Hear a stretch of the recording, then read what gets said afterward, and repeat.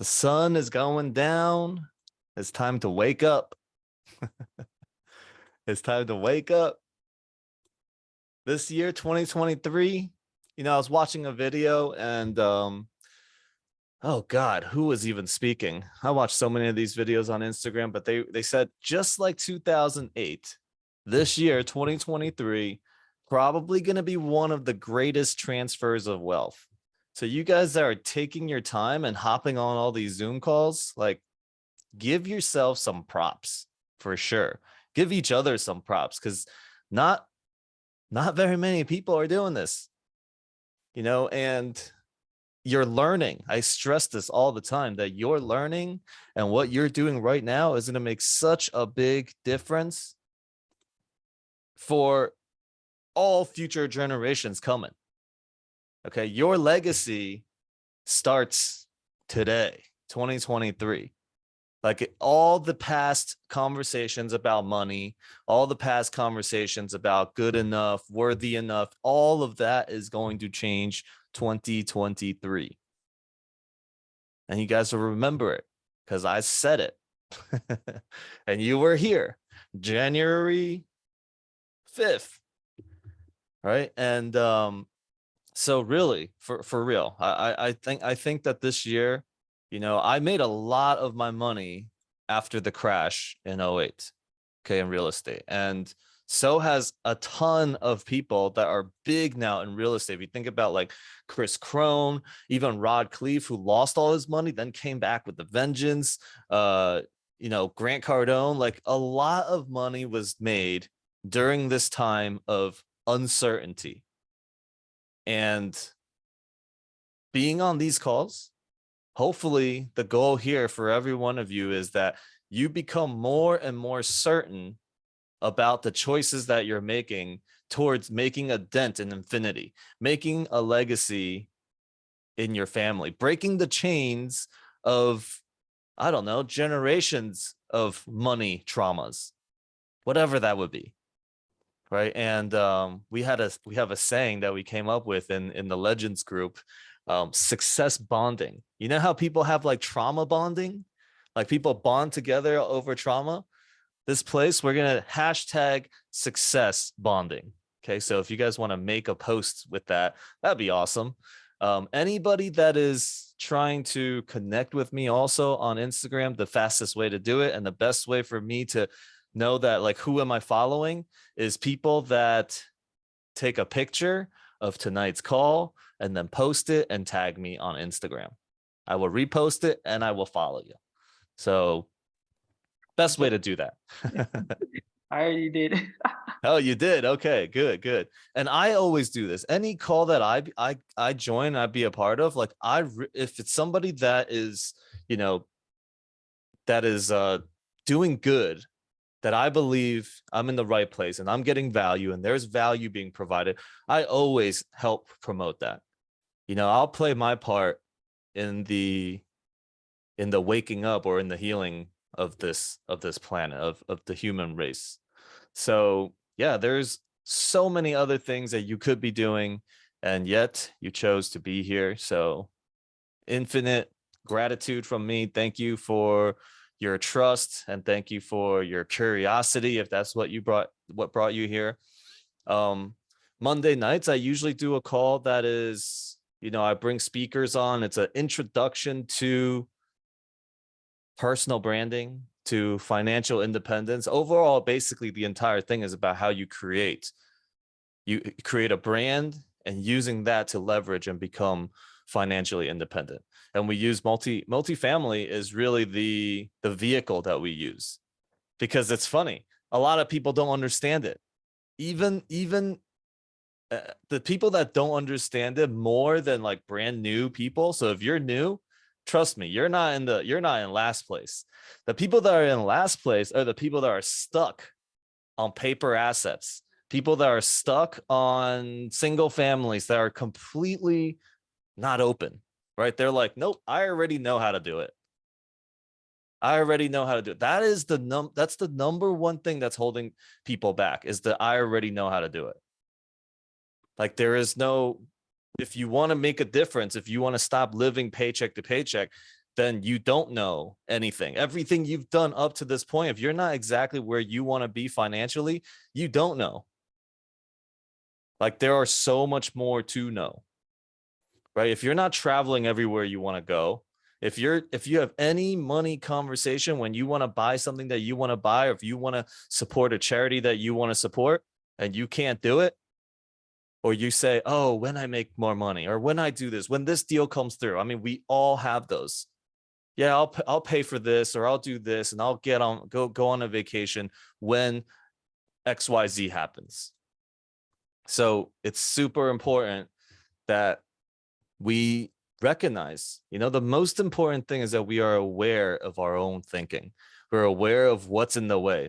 More than the information that I'm giving you and that other people are giving you, is that you recognize what's in the way for you. I was showing a deal. A lot of you guys have heard me talk about Las Vegas. So we do have a deal under contract. We will have a webinar next week. I invite you guys that are new to the game to check out webinars, how the deals are pitched, because a lot of people pitch them differently. Some people pitch them with 50 pages of stuff. Some people pitch them with note deck at all. So look at all the different ways and take the best out of everything that suits you, that you feel like fits you, and see what else works. I'm always taking notes of what I think I can add to myself, my team, to processes, to building a community, to serving people. I'm always writing it down. When I sit in a place to learn, I'm learning from a place of teaching it. I'm going to reteach it. So all of you guys are that too. What was made, I was reminded of a really, really powerful thing that we learn in the MLM business, which is the power of three. My buddy actually reminded us again in the chat, like, how do you grow a community massively?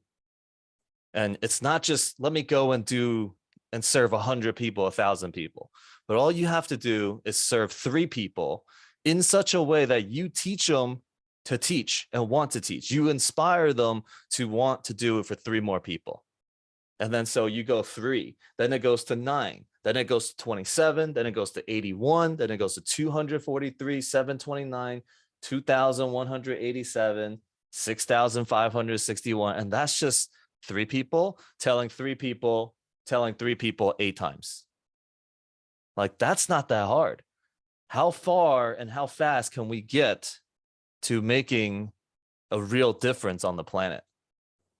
Like, I told a story, I don't know, did I tell a story on Monday or sometime, of we shared about the 2%. Okay, when things reach a 2%, it hits this critical mass where the collective also accepts the idea. In the beginning, the idea is foreign. Nobody wants to hear it. But when enough people stand behind it, when 2% of the people stand behind something, all of a sudden the entire population somehow collectively will just accept it. So the 2%. And that 2%, there's 8 billion people on this planet. That 2% is 160 million people. That is my goal, my new goal as Legends community that we're creating, is we are going to touch the lives of 160 million people.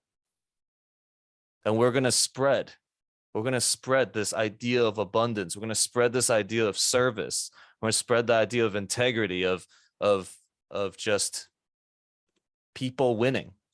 Right? I was this morning, I was having a call with somebody, and they're like, what's your formula for success? And I think I was talking to, who was I talking to? I can't remember, but it goes something along the lines of this. And what I said was, I believe in win-wins. Okay. And when I believe in win-wins, that means everything I do, I know I do it in a place of win-win. That means if you win, I automatically win. I don't even have to think about me winning anymore. My entire formula is to help other people win. That's it. Like, see how simple that is? Like, you no longer even have to think about that, because you have the philosophy that you've adopted that win-wins are the only things that you're going to be doing. then it's just always about serving others. Serving others and serving others, and you know that you're going to win. Maybe it doesn't come right now, but it comes later. Maybe it doesn't show up in the form that you want it in. It doesn't come in the form of money, but maybe it comes in the form of the love of your life. I don't know. Right. So, yeah, win-wins. And making it super easy. It's just helping others win. That's it. There's no, I don't need to think about, oh, what about me? What about mine? I just help others win. And I know that's going to happen. All right. So that's something that I wanted to share. The other thing I wanted to share before we get this call on the way is somebody had told me, they're like, well, our deal is 6% cash on cash. Okay. Cash flow. And they're like, well, 6% is low because you can get risk-free 4% returns. I'm like, tell me where, right? First of all, tell me where. Second of all, real estate, just because it produces a 6% cash flow does not mean that it's producing a 6% return. All right. So for all of you guys that can't wrap your minds around the cash returns, there is so many more things that is part of those returns. Just the tax write-offs that you can get, okay, is better than any paper asset you can invest into. That's it. Just the tax write-offs that you can get in real estate is better than any 2, 3, 4, 5, 6% returns that you can get in papers. And let's say you get your risk free. I think, I don't know, the risk, the least riskiest investment like that is, I guess, annuities. They give you what, 3%, 2%, 1% guaranteed. But that doesn't mean that your principal is growing, your principal is definitely not growing. Because when you go take that money out, they're gonna be like, oh, right, but this is also 20 years of fees that's in there that you didn't see. Every single time, if you have not taken money out of an IRA, 401k, annuities, you don't know. You think you're getting a great return. And then you take it out. You're like, what the hell? That's why all these people have class action lawsuits against these institutions, because they don't understand it. If you read the book called, I think, The Power of Money by Tony Robbins, is that the book's name? Something that has to do with money. Okay. He talks about these fees. Every percent of fees an institution charges you equates to 20% of the profits that you gain over its lifetime. Every 1%. And then you still get your gains that you have to get taxed on. And if you take it out earlier, here's an extra fee. It's going to be 10% that we're going to hit you right away with it. So anybody, money, yeah, there you go. Money master the game. Well, it's close, right? The power of money. The power of money, money master the game. Yeah, same thing. Tony Robbins. So, like, this is what we have to, if you're going to go that direction, cool, do it. But read those fine prints, and know what you're getting yourself into. Real estate and papers are not the same thing. They're not even on the same level. It's not the same game at all that you're playing. So when people talk about investments, cool. What type of investments are you in? Single family? Nope, that's not the same game. Stocks? Nope, that's not the same game. Cryptos? Not the same game. Gold, silver? Not the same game at all. Like, once you really, really grasp multifamily, okay, both on the LP side, the limited partner side, and the general partner side, there is no other games to play. Like, once I understood it truly, and I understood like how it works over a long period of time, I don't even have fun playing blackjack anymore. Like, I have a hard time going to the casino and sitting down and playing blackjack right now. And Joe knows how much I loved blackjack. He and I would just be like, hey, blackjack. Like, we would be like, middle of the day, go to the freaking casino and play blackjack. I don't have zero interest. I'm like, okay, I remember it being fun. Let's go play some blackjack. And then, like, I just have zero interest, because it's like, and Joe knows it, because he's now got infected by me of this like multifamily like obsession. Like, the first thing I see, because he's in East Coast time, I'm in West Coast time. First thing I see is Joe messaging me in the morning. I mean, like 7 a.m. He's calling me, messaging me. He's like, oh, I spoke to this broker, that broker. And he's in the game for like a month. He found some sick deals. He found some great brokers. All he does is make contact. And the other thing that he shared, Joe, if you want to share about like resources, a lot of people think they have no resources. Yeah, absolutely. I actually put a post on our group today saying that there's something that I realized I've known, but I really tapped into it recently, is that we all, everyone, not just me, not just you, Alex. I mean, we all have a network, and we've all heard people say, "Oh, I don't have resources. I don't have the network that you do, or I don't have the network that she does. She's so popular and she's got all these followers." Almost all of us right now are on either a cell phone or on a laptop or a PC. We all, every single one of us, has access to billions of dollars. Billions with a B, not millions. We have access to billions. How? Because people inside our phones have contacts, and those contacts have contacts. We have email lists. We have Instagram followers. We have Facebook followers. We have, in my cell phone, I probably have like 4,000, 5,000 numbers. And those people all are resources, whether we've talked to them in a day or 10 years, they're resources for us. So we have all of this at our fingertips, in the palm of our hands. But what stops us is that conversation. And everybody has a different conversation. Oh, I can't talk to him. I haven't talked to him in 6 months. I haven't talked to her in 6 years. The only thing that stops us is that voice in our head. That's it. Yeah. So for me, I looked through my phone and I actually went through my Facebook list, and I was like, man, I know people that are in the real estate game. Like what aspect of the game they're in.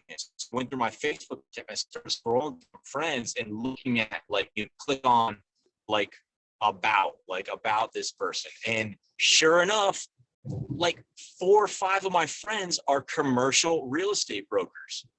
So what did I do? Easy. I just went and I messaged them. I was like, hey, Kurt, what's up, man? It's been a little while since we had it.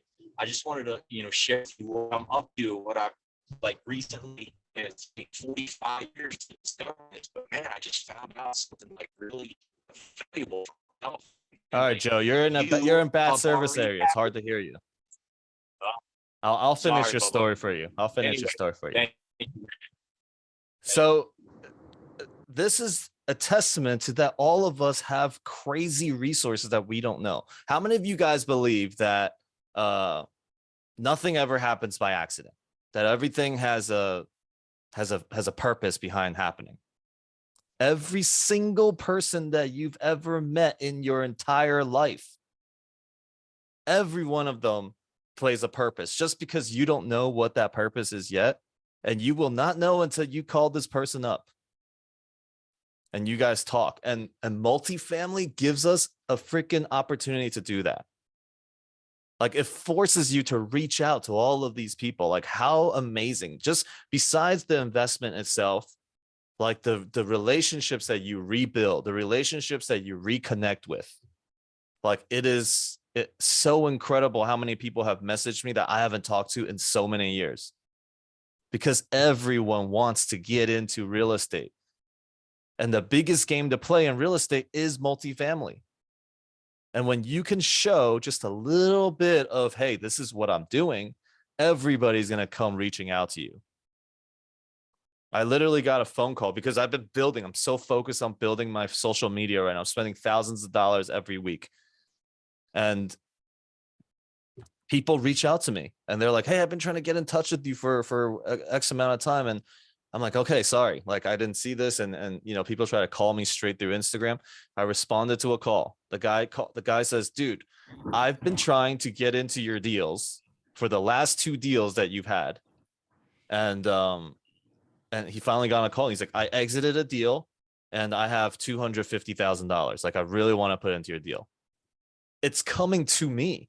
Like, once you guys get some deals done, and you're part of, and you know you have a strong group, you have resources, people helping you build your brand, there is nothing more important than your personal brand right now. What is the message that you're going to start saying to the rest of the world? Like that should be something that we think about and reflect and ponder on every day. All right. And before we move on to some of the underwriting stuff, and I want to show you something with one of our deals. And we'll go into the Michael Blank underwriting sheet, which, you know, it might be too advanced for some, but just I promise you that the more you're around it, it's going to become simpler and simpler. A lot of people have been asking about how do we get on your team? The only answer that I've ever had was show up more, show your commitment, and that's all I got. And it's like, well, I can keep showing up, but if I'm not getting noticed, then what? All right. So myself and the rest of the guys that you see with the Legends backgrounds on, they are my first mentees. Okay. Actually, where's Chris? Chris and Ryan are my first mentees in multifamily. And I modeled the entire thing off of the entire mentorship group off of my work with those two. And now we have collectively come up with a way to serve as many people as possible, because our goal is 160 million lives touched. That's the 2%. We believe in the 2%. That is our vision. And there is enough deals out there. If 1,000 of us came together, same teaching, same mindset, same values, we could take down any size deal anywhere in the country. And the difference in what I want to create is that most communities, and I love the one community I love the most, Grant Cardone's community, okay, 10X. Even though it's so awesome and he has provided an opportunity for us to meet, there is still, on some level, because of how big he is, it's a one-directional relationship, kind of, right? Like as much as he wants to work with people, he can only work with the biggest people. And the community isn't really in a, I guess I would say, win-win, right? But it's awesome. I freaking love it. I will be a lifetime 10Xer. We're looking to open up a franchise with him for 10X Health. I've brought a whole ton of people into his real estate club. I love everything he stands for. I think because of him, like I'm where I am today as well. But I want to create a community that is more. Like that is a true, I don't know what word I'm looking for. It's like almost like utopia community. Like we're really going to make a difference. We're going to donate. There's going to be charity. There's going to be all sorts of stuff. And there's offerings. Part of the community that we're going to create is that we're going to teach you how to discover your offerings and how to be a part of that community. So that is something that we're going to be doing Q&As on, webinars on in the rest of January. So we'll be posting it there. Nick, I think you have, if you have the link for people to kind of like register their interests, it's seriously, we believe it's going to really change everyone's lives. And if anybody that's in the mentorship group, like anybody will probably speak for what we stand for and what we've been creating. Like this is the legacy group. And, it's not just about the deals. Yes, everybody's going to be in deals, and but it's what we really stand for as a group, So I just want to put that out there before everybody, gets too tired and too bored and starts jumping off. That is in the works, and we will give you an opportunity to truly show your commitment and be on the team. Okay. And there's going to be internships as well. There's going to be all sorts of things. There's going to be Spanish classes. Okay. There's going to be Spanish classes. There's going to be health, like workout stuff. So like if you are looking to discover your offerings, right? Because a lot of times it's like, what do I even offer? And you'll find it. in there. You'll find it in there. And it's a lot of times it's not about what you can do in a multifamily deal, because people are like, well, what are the roles I can play as a general partner? What are the roles I can play in a deal? Well, you can literally, anything that you have to offer can be learned in there. But it's about the trust. It's about the relationship. The relationship, the trust, the commitment to each other is how you are going to get into deals. I don't care what anybody says that if you have this skill or that skill, it's going to get you onto a deal. No, it's the relationship. Relationship is the number one thing, and it's always going to be what I preach. Relationship above all else. Sylvius, you have a question or a comment? I forgot my hand up. Sorry.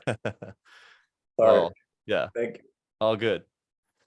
So yeah, we have 2 deals under contract. We can look them over. Actually, we're not going to look over those 2 deals. We're going to look at a more complex deal, because if you see how complex something can get, you'll be able to kind of go back into everything else will be easy. It's kind of like the deal that we recently did that we closed in like 16 days. Now we got these deals. It's got like 90 days. I'm like, oh man, what do I do today? And yeah, so, okay. I'll take some questions too right now as I'm pulling things up.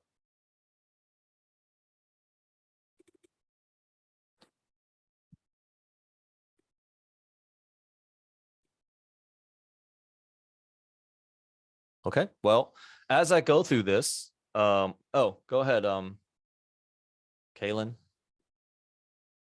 Hi, Alex. How are you, man? I appreciate you for the time as always. Hey, bro. Yeah, man. So, in the spirit of what you were talking about last week, aligned with what Grant was talking about, you spoke about last week, choosing one market, focusing on that one market as hard as you can, and then getting into the deals. From the summit, my market that I chose to target was Pennsylvania, but at the same time, I'm based out of Massachusetts just because it's an easy drive. And, I was a little discouraged from the Massachusetts market from some of the people from the real estate club earlier last year, just because, it's not necessarily the most landlord friendly state. However, the real estate is obviously, some of the best in the country.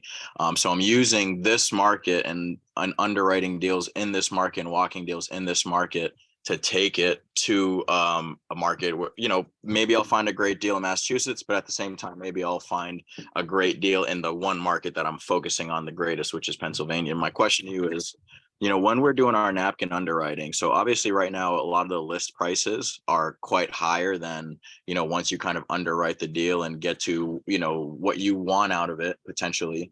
Obviously the prices don't always add up. And my question to you is this, if you, let's say that you do a napkin underwriting and you underwrite it at, for instance, one gave me a 6 cap. So I underwrote it at a 6 cap, 6%. And the price was still almost half of what the listing price was.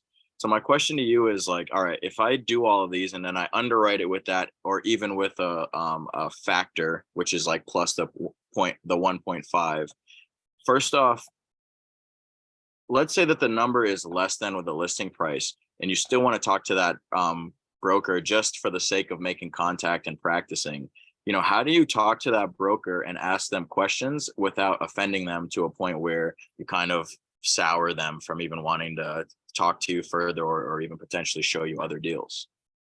I mean, you're not going to offend any brokers. All it does is make you, they only care about if you're knowledgeable enough and if you make a point.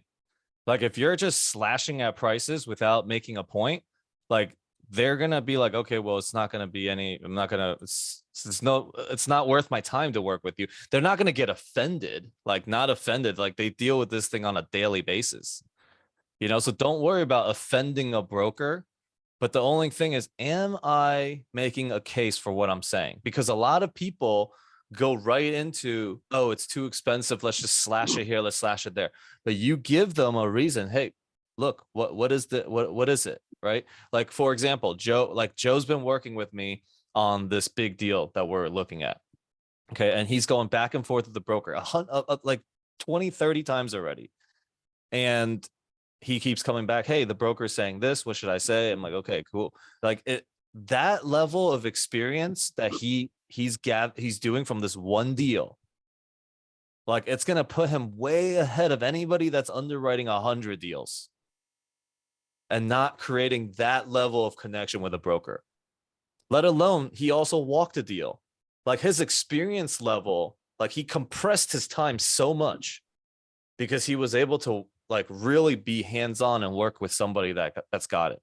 So that's what we're creating. Like in our Legends group, like all 40 of these people here, they are like, they've done it so much with me that they're qualified to lead you through it. And they're going to be on deals. Then they're going to be qualified with talking about general partnership and lead you through that. But remember, like you want to be here learning in the way, like, how am I going to teach those 3 next people? And then I'm going to teach them to teach 3 people. Because you're going to build your network up. And when you have the confidence to speak to a broker, because I guarantee you, Joe and some of the other people that are here, they have no problem speaking to a broker and not even worried about, am I going to offend them? Right? Because look, if a seller is desperate, okay, there are 2 things that are happening when when there's deals on the market right now. One, somebody's just testing the market. You know, some broker was like, hey, I think you can get this amount of money. I know that you bought it for 5 million. I think you should list it for 10 and just exit and go do something else. Like, okay, yeah, let's do it. They don't really want to. So when you make a lowball offer on them, they're like, no, we're good. Don't make up anything about it. It's just, okay, this is not the right deal right now. There are others that are struggling. They're struggling because they're negative cash flowing. Their investors are not happy. You know, the banks, the note is coming up and they're like, oh my God, I don't know if I can refi. If we refi, this is going to cost us another 500K. Then we got to go ask our investors for money. We're going to do a capital call. That is the last thing you want to be doing. They're like, shit, I'll take something here. I'll take 5 million instead of 8. They'll list it at 8, but they're willing to go 5. Like we got this deal right now. We don't really know what the struggle for the sellers are, but they've represented themselves as not really struggling that much, but they went from 13.75 million to 9 million. And we're still looking at the numbers, and we've got some debt quotes, and we've got some engineers and architectural works quotes. And now we know exactly how we're going to come in and make the offer on this deal. All right. Thank you. So yeah, just and the point of you underwriting right now, because some sellers have not gotten to that pain point yet. You know, they may see it coming if it keeps going in the wrong direction for them. So they may want to get ahead and put it out there just to see what they can get. Because so that may be happening. But you want to just archive all these things. You underwrite 100 deals, that means you're going to know if a good deal is a good deal based on the 100 deals that you've underwritten in that market. Like when Joe and I are working right now, I mean, he's not looking at anything in Texas, anywhere else. He's so locked in, focused on storage deals, Florida, boom, like just so focused. And when you're really focused, you're going to get a deal done. All right, go ahead, Jeff. Hey, everybody. Hey. I just had one little comment for you, Alex. Thanks for putting this thing on. I like all of your webinars, all the training that you provided. Give me some insights, and I made myself a little tool based on your back of the napkin, so I can do things a lot faster now.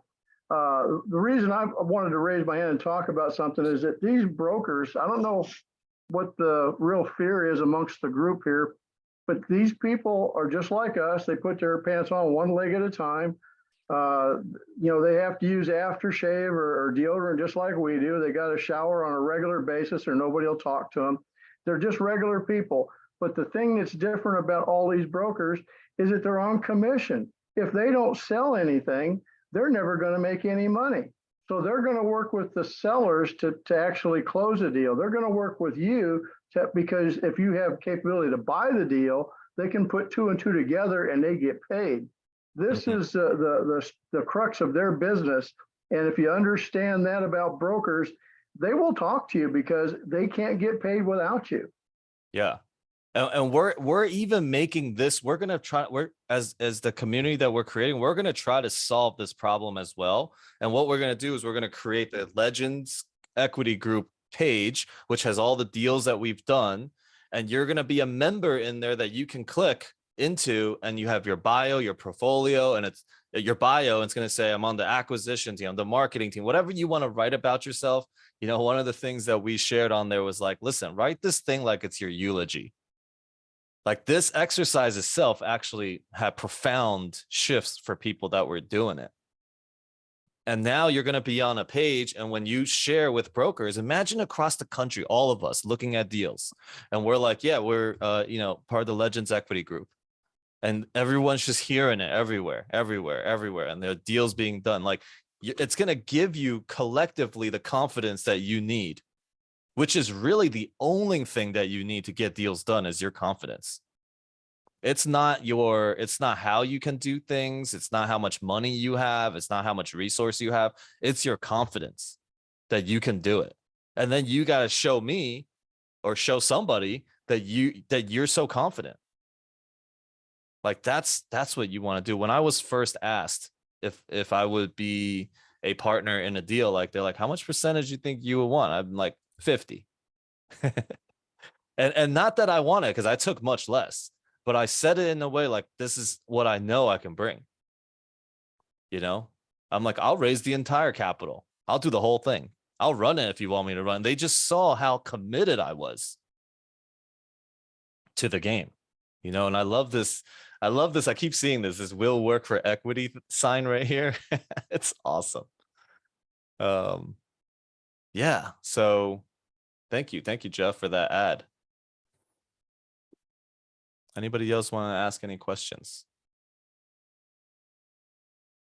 Okay, so you can raise your hand, but as I'm sharing here, you can just unmute yourself and kind of ask questions if you need.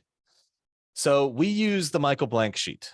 It's the most simple yet complex sheet that I've seen. Okay, it does everything that it needs to do. If you have to underwrite way deeper than this, you should probably look at another deal, because that means the deal is way too tight, that you're shifting little tiny numbers in, like, I don't know, in everything. Like you want to, like I can napkin underwrite a deal, and if it works, I'm like, yep, we're good, let's go. Because when I know when I get into this sheet that I'm sharing and that we're using, the number is going to come out better. And this is exactly what we worked on in our group. Was we went napkin underwriting. Everybody's napkin underwrite was like, is conservative and it's to the point. And when they do this, now we're starting to really learn this, which is the Michael Blank sheet. Okay, we all use it so that we could communicate better. We're not using it just to, this is a way, like, I think if everybody used the same sheet, it just helps everyone communicate better. Like when I'm looking at some of the other really, really fancy sheets out there, it actually confuses me. I'm like, well, can't the numbers just all be right there? Can I just have 4 scenarios that I just plug in there?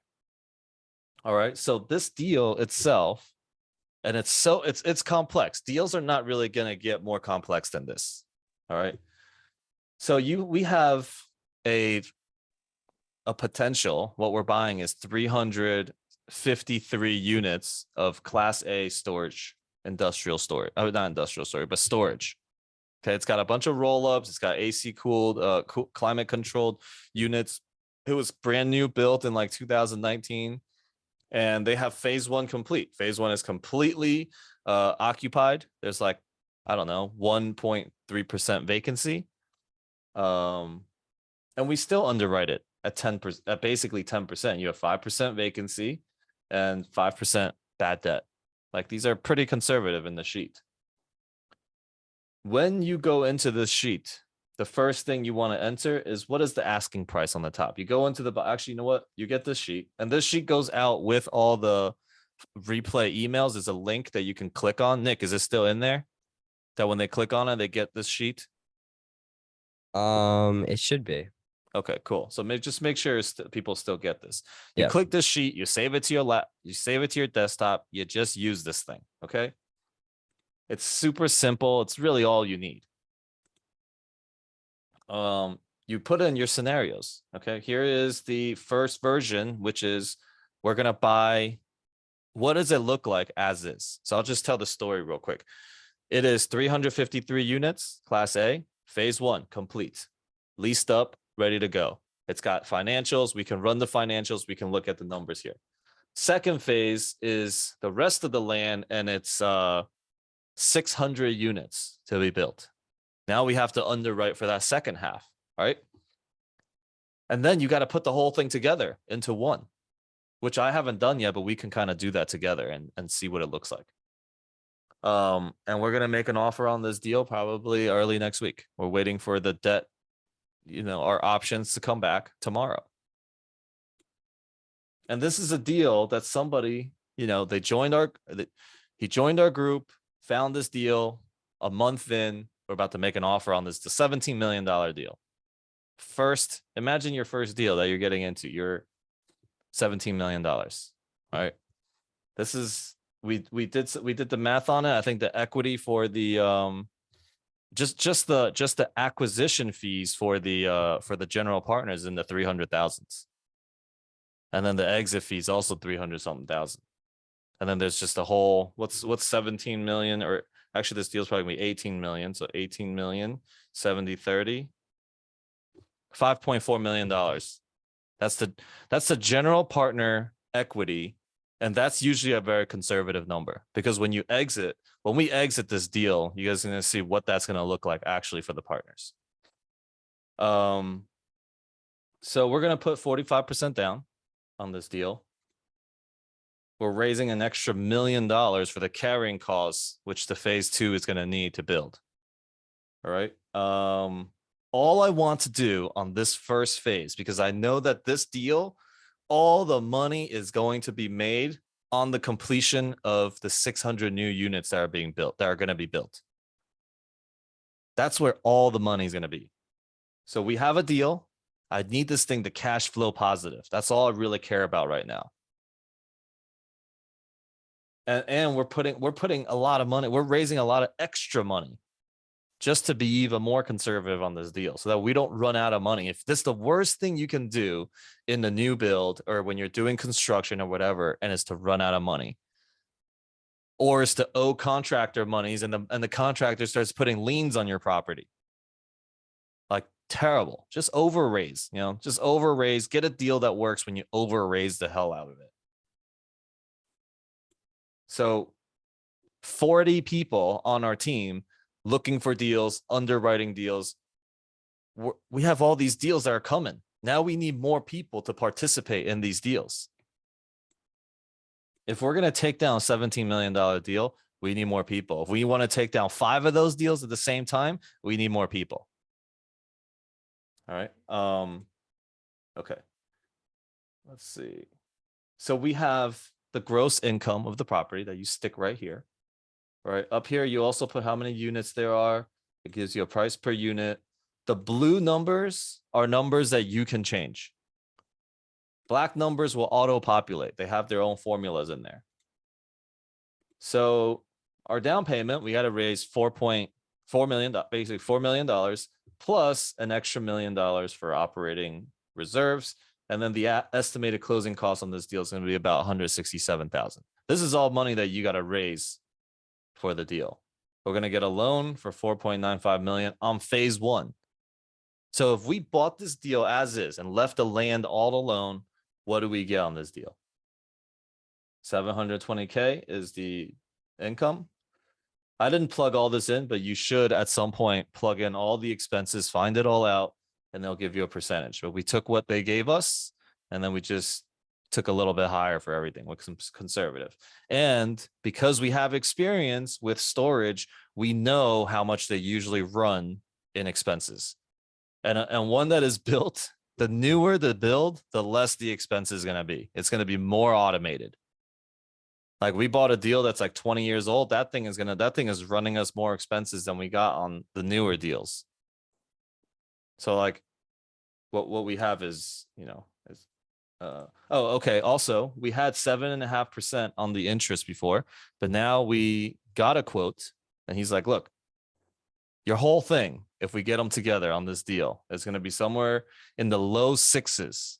That's going to be your interest rate. So like, this is good. This is a good sign. Like when we start seeing, like when the brokers are, when the lenders are saying, hey, I think you're overestimating on your expenses. I mean, on your interest.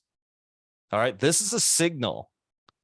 And I don't know how long this will last, but it's going to shoot in the other direction very fast. And people are going to be like, oh man, I missed the bottom again. This is why you want to always be underwriting deals all the time. Because you're not going to miss the bottom. You're just, I don't care where the bottom is. Is the numbers make sense? I'm in. So that gives us $103,000 positive cash flow going into our construction. Most likely, this deal, we will not be distributing any money in the first 2 years. But we will say, we'll give you a preferred return. That means it will be owed to you on the books. But you're not going to get cash because all the money is going to come from somewhere else. So we have this property, positive cash flowing, and then we go into our construction, which is phase 2 in here. And we've also raised the money during phase 1 for phase 2 to carry this for 3 years. Because the interest rate to float this 6.6 million is at most going to be $300,000 a year. All right. So like, these are all things you want to underwrite. 6.63. We took a very conservative number, $85 per square foot. We went and got multiple quotes from different builders. And we're actually bringing on a builder, an architect, consultant, engineer as one of our general partners. He didn't even know he was going to be a partner on this deal. I'm like, listen, I want you on this deal. He was just consulting, giving us, I'm like, I want you as a partner on this deal. Like, that's the level of commitment I want to show you, and I want you to show us on this deal. He's like, oh my God, he sent me a message today. He's like, dude, like, thank you so much. Like, I didn't even think this was going to happen. And now he's going to be a partner in the deal. Right? Like, all of you guys have something like that. Like, yes, specifically on this deal, just so happens that like we could really use his expertise. Go ahead, BB. Hi, everyone. You said something. You said we don't have to pay the investors until after 2 years or something. I want you to explain that, because most times what I hear is you pay cash flow dependent quarterly, maybe twice a year and all that. So do we have the option to pay them after 2 years, or just give them a pref instead of giving them a quarterly payment? Because okay. Got it. So I know, so some of these terms may escape, so I'll try to bring it back. When we say preferred returns, okay, preferred returns means we're going to pay you this guaranteed return on this money. If you put $100,000 in and we do a 5% preferred, that means you are going to get $5,000 that year. And if you don't get it, it gets owed to you and tracked to the time that refi and sale comes. So it's still yours. You're getting a return on the cash. You're just not getting it right now because there's things being done on the property. Now, people might be like, well, when you worry so much about cash flow, cool. If you really worry about cash flow, go buy a Class D property and go cash flow 15% on that thing. Okay, you're not going to catch any appreciation because you want to look at a deal. 5 years. What am I getting with my 100,000? Okay, do I want, $10,000 of cash flow every year and just sit there for 10 years to get my 100K back, right? Isn't that how that's 10% cash flow on a deal that doesn't appreciate, but you get it? What if I say you get no cash flow and in 3 years you get 2.5 times your money back or 3 times your money back? Right? You want to look at there's a whole range of different deals. Usually, okay, not the rule, not the truth. But the rule of thumb is when you see a deal that has lower cash flow, okay, well, one, somebody could have overpaid, but usually it's a nicer asset because a nicer asset demands higher amount of money versus its income.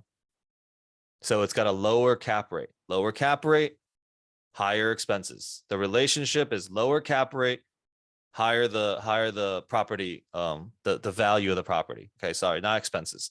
Lower cap rate, higher the property value. Higher cap rate, lower the property value. Okay, so you don't understand that, it's okay. There will be more examples as we do these calls and as you hop on, as you are participating with us to really learn what that means. But for now, if you get it, get it. If you don't worry about it. So when you look at investing, if I'm an investor, I'll have some cash flow, right? I have my goals of how much cash flow I want. Cool. I'll be in this deal. This deal gives me 6% cash flow, 7% cash flow, and then it's class C, class B. I'm good with that. Then I also want deals that have 2-3% cash flow. But when you go in there and you raise rents by $500, nobody cares. Everybody is like, cool. My rent was $3,200 anyways. You brought it to 37. I'm not going anywhere. Right? The location is super sick. Tons of amenities in there. Those people have high income anyways. Like if you go to a lower neighborhood and you're like, okay, rent's increasing by $75. Now you got to like argue with them. You know, they're going to tell you about their struggles, their kids. They're going to be left out on the streets. $75 a month extra. Like, what do you want to deal with? There's like two different things. Right. So when you consider your investments, and this is also something to learn, like we also talk about this, is as an investor, that's the way you're going to build generational wealth. Everything you do, everybody's so caught up on being general partners. That's all part of your hustle. If you can make more money slinging water bottles, go sling water bottles and not be a general partner. Like if you got 1 million people to buy water bottles from you, don't quit that job and become a general partner. Take that money and become an investor. Every one of you guys should get this expectation right, is that as a general partner, you are still trading your time for money. That is none of this is financial freedom by being a general partner. It does give you lots of other benefits of, like I said, forcing you to communicate with more people, learn a game. To be a really good limited partner, yeah, be a general partner first. Then you can pick the people who you're going to invest money with. Like if right now, like a year ago, I invested money randomly with a bunch of people. And I didn't even know, just like, oh, they seem awesome. Let's invest over there. I just want to be known. That's where I was throwing my money. Now, 12 months into the game, I've been a general partner. I've seen how a lot of people operate. I see the big players. I see how people are operating. Like, are they their word? Like, how do they show up? You know, do I like what they're saying? Do I like what they're doing for people that are in their space? Nice. I'll invest based on that now. You know? And so I pick and choose my investment. This year, my 2023 goal is to invest $1 million into other people's deals. That's my goal. I mean, it's huge. I've never done that. I've never made $1 million in a year before. So let alone invest $1 million. Plus, on my Monday night call, Jasmine has inspired me to donate $100,000 this year.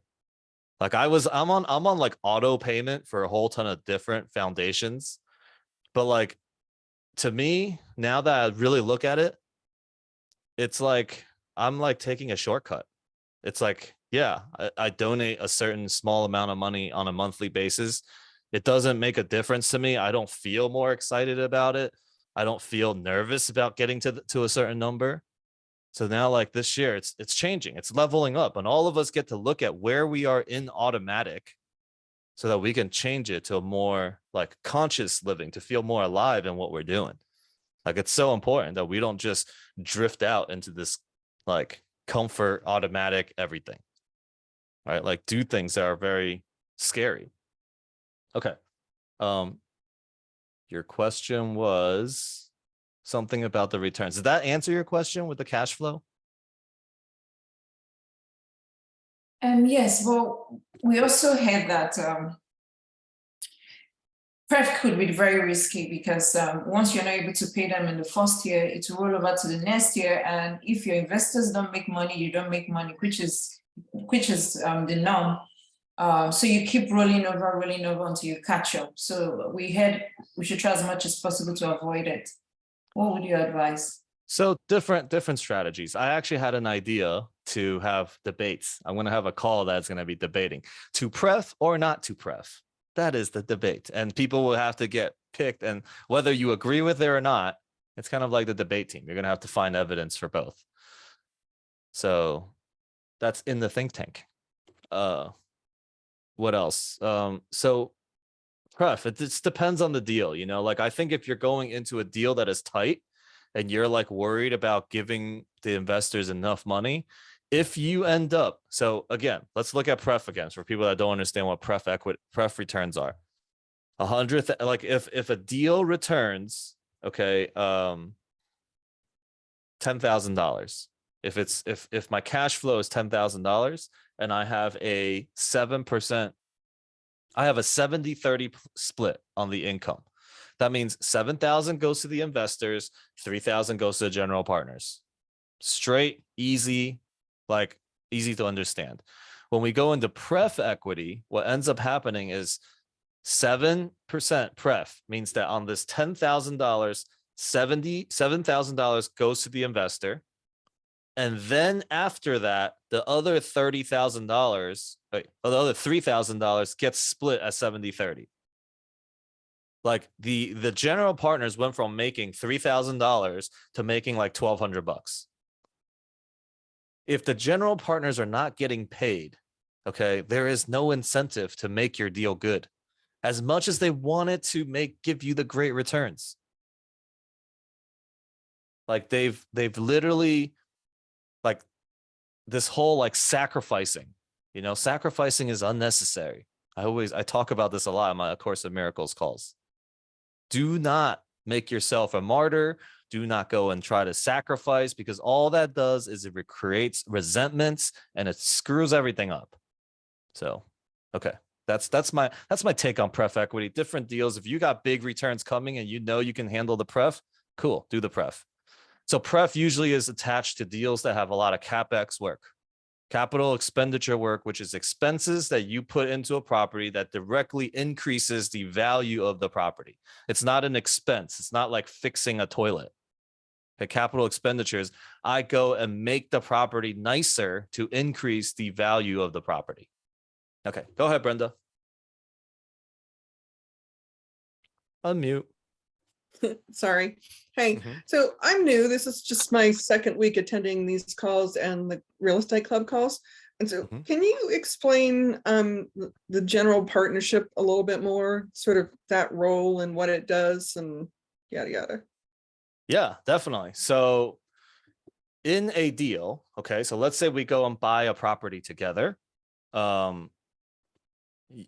You want to be the one, or you have other things that you do. You don't want to get involved in the deal itself. Wait, am I sharing screen for something? Let me stop. You and I go into a property. You want to be like, I got money. I want to put it in a place. Okay. And not like I wanted to increase in value and give me cash flow. And I want tax write-offs on it. Okay. So no other games to play, but I'll invest with you because you found the deal. You have the team together that you're going to manage it. And I just want to collect money. That's the limited partner. I don't need to know what's going on at all. Once in a while, update me with some numbers, what's going on in the property, so I can brag to my friends that I'm an awesome investor and I got money coming in like passively. So I could talk about my deal. Hey, I got a deal, 340 units here in this place. Yeah, that's my building over there, you know?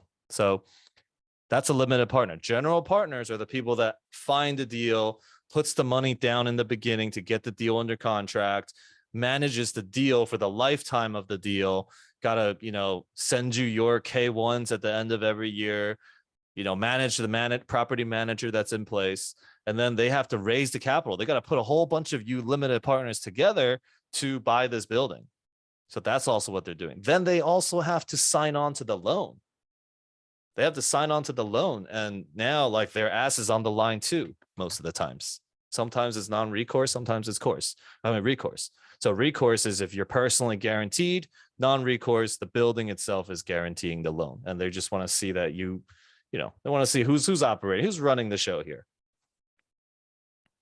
All right. Non-recourse loans? Yeah, go ahead. Can I ask a follow-up? Sorry. Sure. Yeah, so if you were doing that and kind of lost track now. Sorry, never mind. Lost my train of thought. Okay. Well, if you remember it, let me know. Okay. Everybody's waiting. I'm just kidding. Go ahead, Mike. Well, let me help you out, Alex. And Alex, that was a great explanation, a deep dive into what GPs are. But I like describing it in the three big buckets that help simplify it. So if you were to become a GP, there's three big buckets, right? So there's acquisition of a deal, right, which includes finding the deal, underwriting the deal, getting it under contract, and getting the deal secured for the group. There's also operation of the deal, right? So once you have the deal, you have acquired the deal, right? It's overseeing the property management, doing the asset management. So making sure that the deal is cash flowing, that your tenants are happy, and that the property management company is operating the deal efficiently. And then you have the money raise, right? So raising the money, like Alex described, with acquiring more investors that help fund the deal through the lifetime of the deal. So those are three big buckets. So acquisition, operations, and raising money. And that's how you become a GP. Is that good, Alex? Or what do you think about that? Yeah, I think it's great. Proud of you, man. Proud of you. Yes. So rising star over here in the Legends group for sure. Yeah. That help, Brenda? I want to just make sure if I help simplify that for you. Yeah, that helped a lot. I was just thinking about, I was on the call, the real estate club call yesterday, and Grant was talking about finding a deal, finding investors, sort of the sequence of how you should do that. And I was sort of in a chicken and egg place. I mean, do we find the money first? Do we find the deal first? And he clarified that a little bit yesterday. And he was like, find the deal, find the deal, find the deal. Then you'll be able to find the money. I obviously elaborated on how he said it, but that's how I understood it. So, and are you guys sort of along the same lines, thinking the same way? It's like find a deal first, something that makes sense, and then go and try and find the money, or kind of doing it all at the same time? So the sequence is find the deal first. Okay. Or understand the deal. Maybe it's more like understanding deals and markets first and finding the deal. Once you have a deal, I mean, think about it. If you found a way that you're like, if you found the way that you put 100,000 into something and tomorrow it'll be 200,000, do you think you'll have problem finding $100,000? Okay, well, so for those of you that are like, yeah. So, no, it doesn't even depend on the. I'm just saying it's not the deal itself right now. It's just so you found something that you put 100,000 into, and next week it's going to be $1 million. Like you would have no problems finding that 100,000. So every one of you that think there's an issue raising cash, you just don't believe in what you're doing enough. You don't believe in the deal enough. So yes, finding the deal and the sequence of how the deal is, how this whole thing is done is you do find the deal first. You find the deal, then you raise the capital, but also you should be building your network and building relationships and all of that in the process. Like I like the way I do it. Think about how I'm raising. I'll tell you guys exactly what I'm doing every time on these calls too. I'll talk about Vegas. I'll talk about this deal. I talk all about it. You guys are like, man, this is a great deal, isn't that? And then down the road, I'm going to say, hey, remember that deal we talked about? Remember this thing in Vegas? Everybody's already really excited about Vegas. Everybody's excited about the storage deal. I'm like, we're doing a webinar. We're raising all the capital one day. Like, that's what we're going to do. Like, you talk about the markets, you talk about what you're doing constantly before you even get the deal. Or maybe you already have the deal and you're kind of building it, getting the deck done, everything, but you want to start talking about it. Not the deal itself, because unless you can publicly talk about it, you don't talk about that. But see how these things are kind of moving together all the time? Yeah. And it's equally as important to have the right person to hold your hand through the deal. Grant, awesome. Like, he saved me hundreds of thousands of dollars based on how we've done deals. Like, I can't thank Grant enough.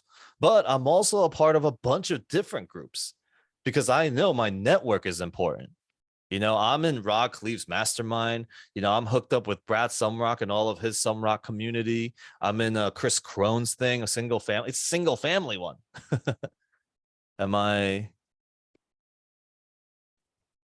So I'll answer that in a second. Yeah, so everything is happening together, you know, but in the sequence of how it's done, yes, the deal comes first and then blah, blah, blah, all the other stuff. You know, raising capital is like, it's not even at the top of my list right now, but you have to get some experience first. You got to get with the right people. Otherwise you have no idea. Like you get a deal, I have a deal. How do I even, who signs on the loan? I can't sign on to this loan. So then do you have to find someone? Then does that come first? Right? Everything kind of goes together. But if you have the right system in place, yeah, and team first. So it could be team first, or it could be money first, or it could be deal first. It could be knowledge first, could be confidence first.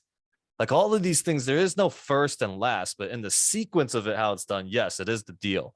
But you got to be well-rounded in all different areas.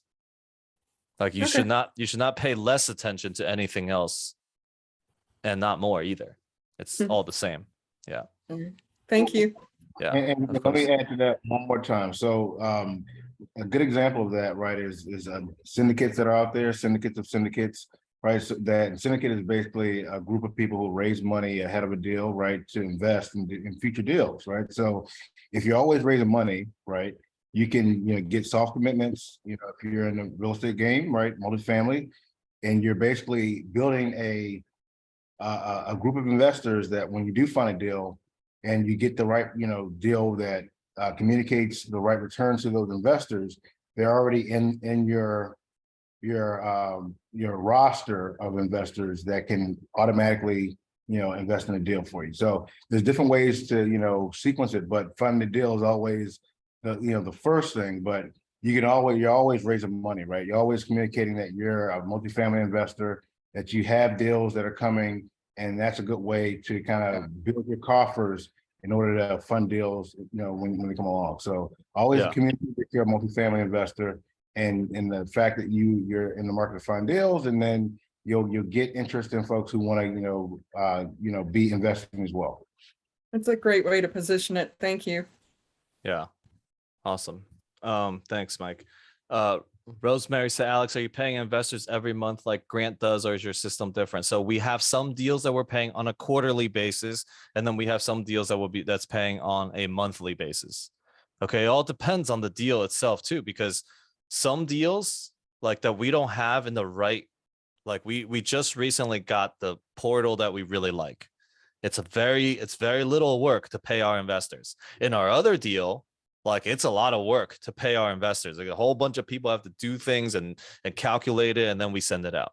Now we're in a good portal that we can do it right away. We can do it very easily. So it's not a lot of work first. Okay. All the things are done right there.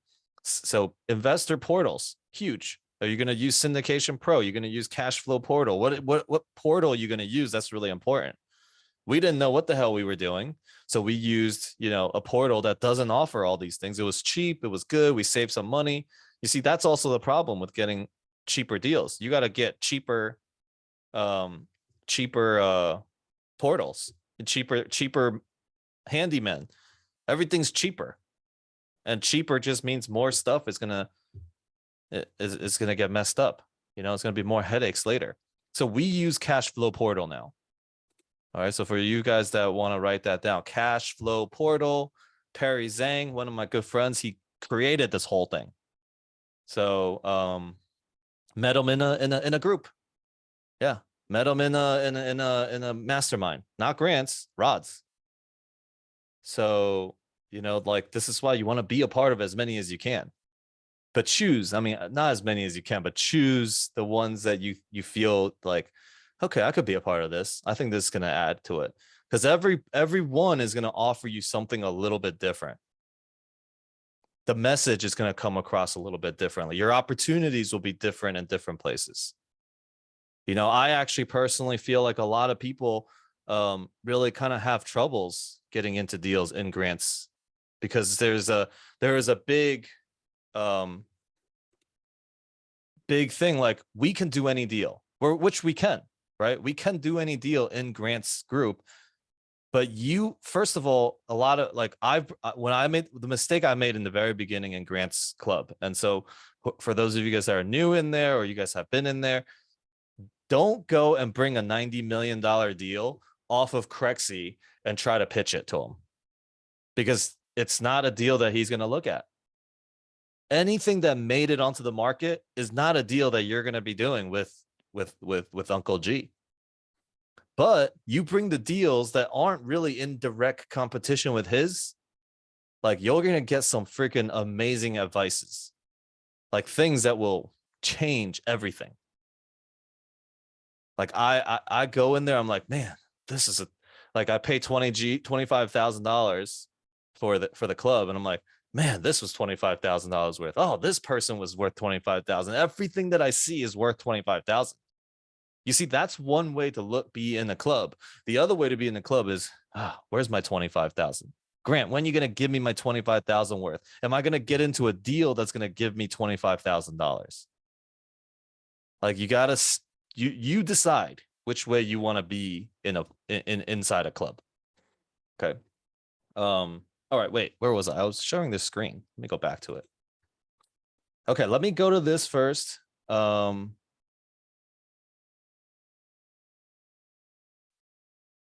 me show you this. So the second phase of this deal, $85 a square foot, on this deal is $6.6 million. Okay, we don't have to. The only money that we're probably going to need is some closing costs, and we might not even need to because it might be built into the first deal. So this thing may not even have any costs. We might just have the $6.63 million construction loan without any cost because it was built into the first one. The first phase. And the first phase is cash flowing with all this extra baggage and carrying costs. Now we got this deal. What's the return on a deal like this?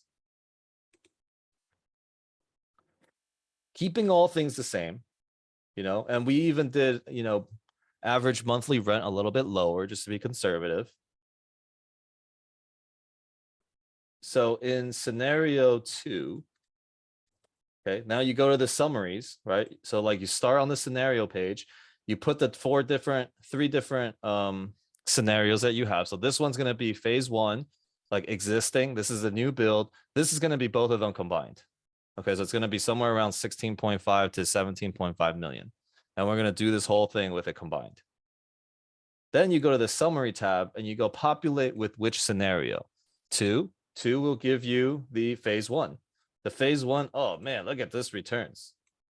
Like we can adjust some of these things to make higher returns, but we're raising $5.4 million on this deal. So this little tiny, $103,000 returns is not making an impact and not making a dent anywhere. So we're like, well, this is not a very good first part of the deal, right? Yeah, because we raised a whole ton of money. We're positive cash flowing. Now, what is the second after the phase 1 comes on? What's the return on that? 2,528% returns on that. So if you put these two things together, now we got a deal. And so that's what we're going to put together on this third option. And we'll try to do that together here if we have time, or I'll be working on that tonight and I'll show it to you guys next week as I start to tell you guys when the webinar for that investment is going to be.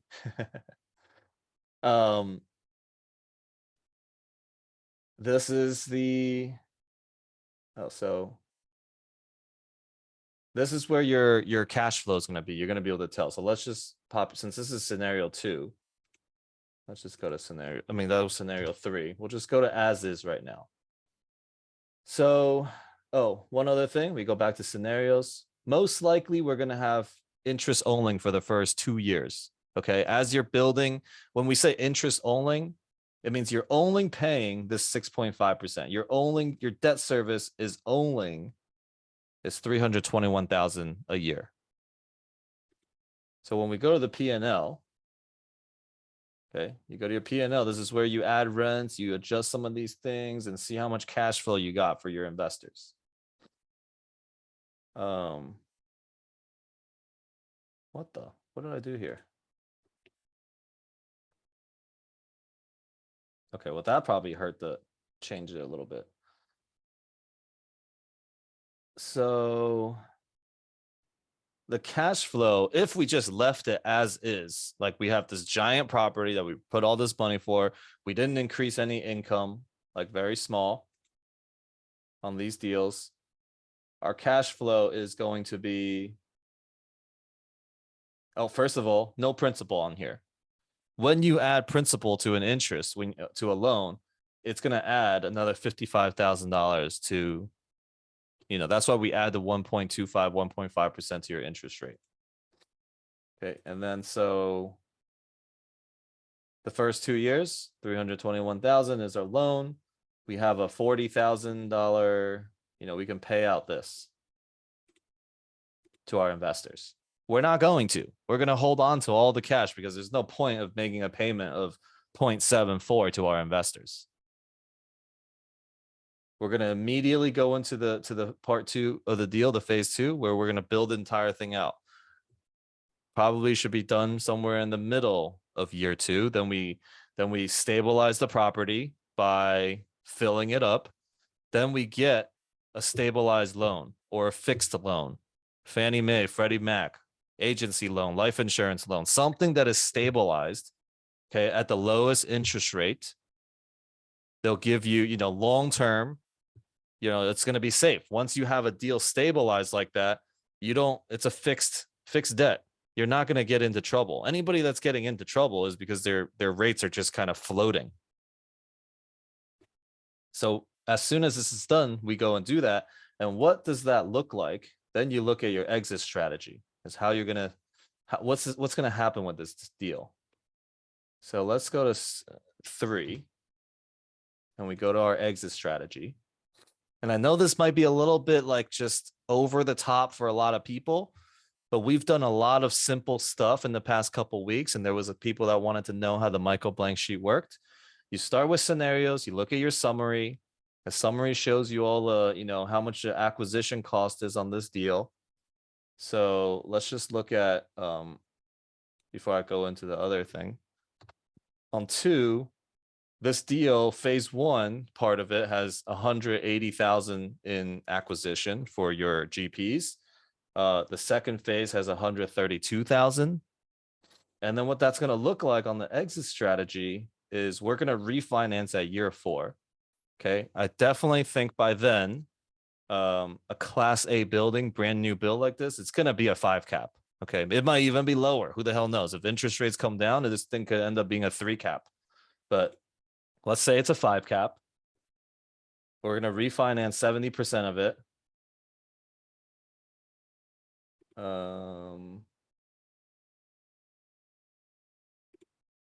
3.419 million dollars going to come out.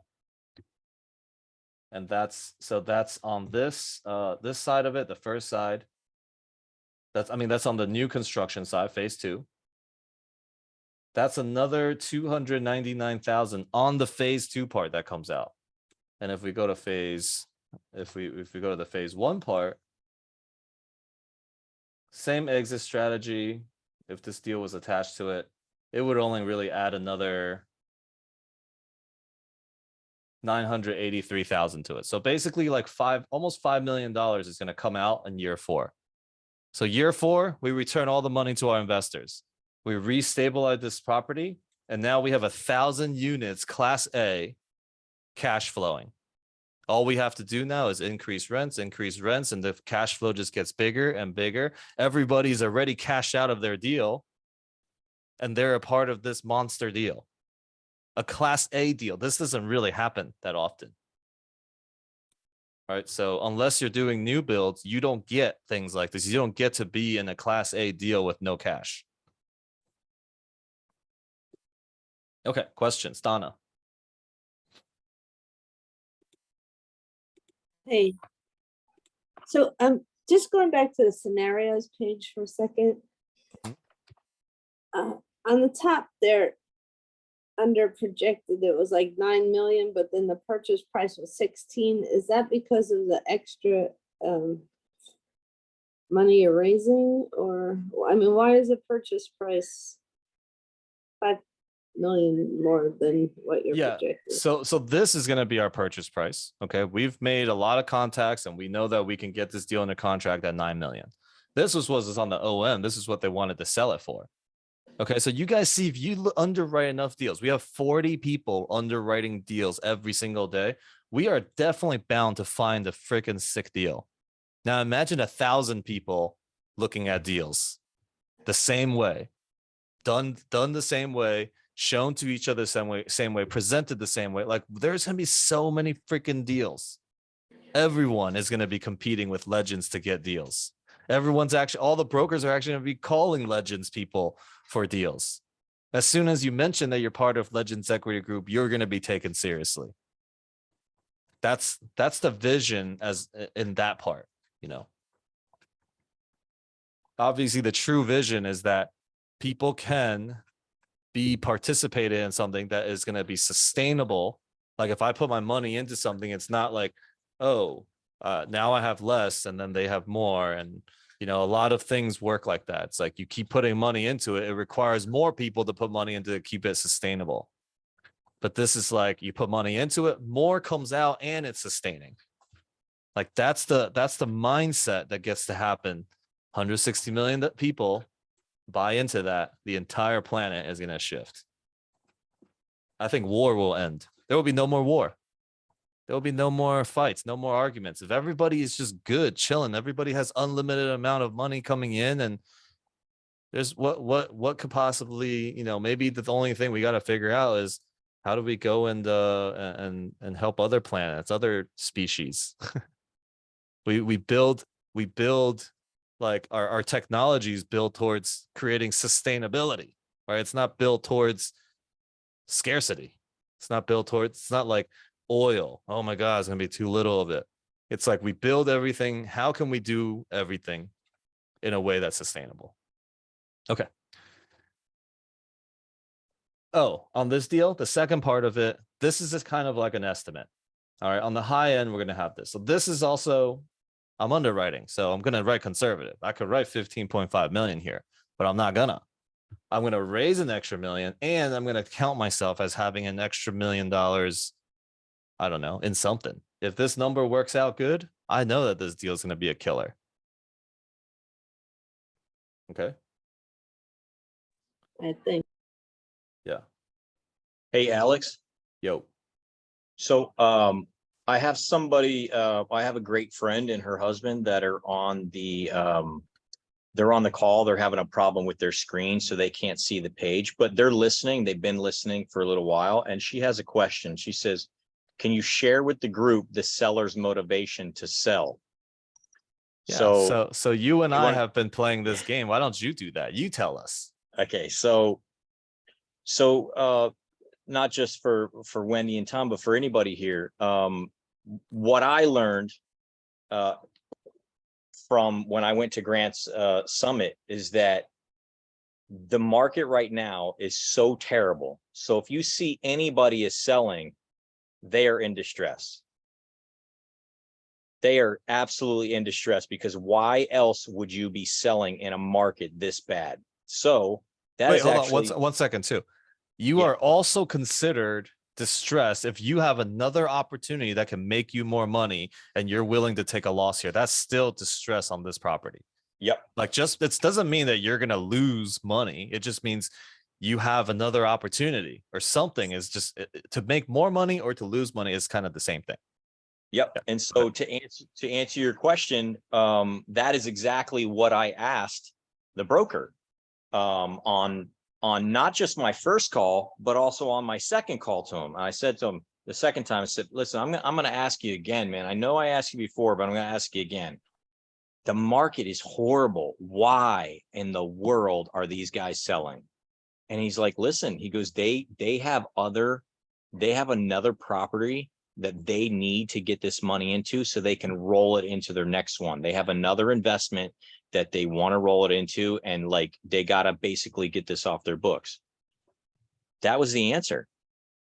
So I mean, you see the original numbers here. I mean, it went from 13.7, and it's down to 9 million. I mean, that's a super haircut. And but that didn't just happen in like one phone call. It was multiple phone calls. It was like multiple conversations. It was connecting with the broker, like getting that number down. Yeah. Yeah. Also, it doesn't really matter what the answer is. I mean, you ask it just to ask it because they're probably going to BS you half the time anyways. So don't like believe exactly what they're going to say, because remember what Grant said, every single broker, when you're about to get a deal under contract, is going to say, hey, there's another person coming in. And what did this broker say? As soon as we express interest that we're like, hey, we're going to submit an LOI. What did he say? He said, "Oh yeah, we got another deal. We got another offer on the table." So, but it's no rush. It's not like you need to get it in like in the next week. You got a little bit of time, but yeah, we got another offer on the table. And he hesitated, right? Remember, you caught it. Like as soon as he hesitated before he made this lie too. I could feel like when he said it that it was inauthentic, and I could be wrong, but I doubt that I am. Yeah. So I mean, at the end of the day, there's gonna be a lot of deals like this. Okay. There's this deal. When we cash out this whole deal, I'll show you what the underwriting and the broker is actually pretty. Wait, hold on. Let me make sure I don't show too much of it before we even get this deal going. But I do want to show you guys a little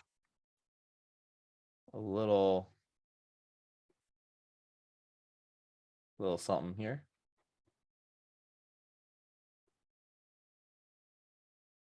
Alex, while we're waiting, isn't another sign of a distressed seller the fact that in the next year or 24 months, there's going to be, I don't know how many trillions of dollars in loans coming due. And they're going to have to sell or come up with a whole lot of cash with the higher interest rates that are now going around. Definitely. Wait, push out the screen. Hold on. Oops.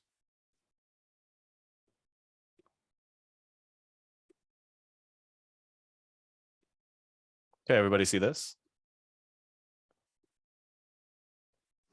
So this is at a 13.7 million, and we bought this deal and we did and then they had the cost of $85 per square foot.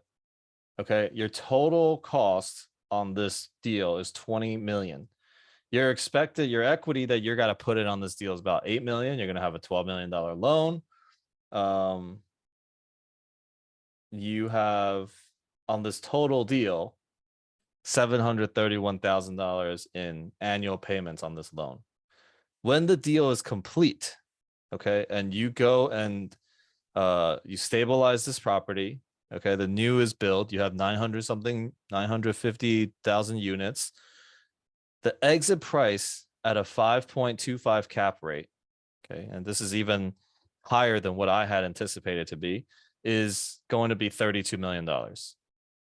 You're going to make a net on this deal 19 million. That's how they project it, and it looks good. I mean, I think it's pretty conservative. I usually don't see brokers write them in a conservative way. Okay, now this interest rate will be a little bit higher because this was obviously at a different time that they underwrote it. But most of this, when I showed my lender and I showed the architect, they're like, yeah, this is pretty spot on. We talked to the managing company to see if these numbers that they're going to get are right on. Yes. Now there are other things that we're going to do, but you want to verify everything. All right. So this is a deal that can make 19 million bucks. Sounds pretty good. Yeah. All right. That's $19 million on this deal is 1x, 2x. Yeah, it's more than 2x here. It's 2.5x, almost 3x your money out. And then you go and cash flow this thing. So yeah, go ahead, Matt. Hey, Alex, how you doing, buddy? Good, man. It's good to see you again. Good to see you. I appreciate you guys sharing that spreadsheet. That's a great tool to have. Mm-hmm. I had a question about that deal you were doing, the storage units. So you were talking, typically you'd be looking to exit and do like a 2x or a 3x for your investors, correct? Well, so every deal out there, I promise you, if you look at any webinar, it's going to say something along the lines of 2x in 5 years. Right. Yeah. So how does that work on the exit strategy? Like, do you pay back their initial principal? Would they make their 2x at that stage, and then they would remain in the deal and continue to collect cash flow? So it depends, right? I mean, if you're going to 2x in 5 years, that means you can do 10%, 10%, 10%, 10%, and then you get 60% on the refi or the sale. That's 100% of your money back. So that's 2x. That's because 2x. you get the profits of doubling your money, and then you also get your money back. So that's 2x. All right. Right. And then would I still have a portion, some equity in the deal and continue Well, to that collect cash depends. flow? That depends if somebody sold the property or refinanced it. Let's say they refied. So if they refied, then you move on. Then your money is out, and then you continue to have your same percentage in the deal. Like in the beginning, let's say you invested 100,000 in the deal, and you have, I don't know, 3 or 4% of the deal itself. So I'll give you guys a. Okay, I'm going to open cash flow portal. I will do my. Let me make sure I don't have any names shown on there. Like everybody's money would be out of the deal by then, no? Yes. So everybody's money's out of the deal, which is And- awesome. That's and then the I'm goal. collecting. If you say I'm 5% of the deal, I'm collecting my proportionate amount of cash flow going forward because we're still Exactly. holding the property, right? Yep. That's awesome. Cool. I appreciate it. So let me share my screen again.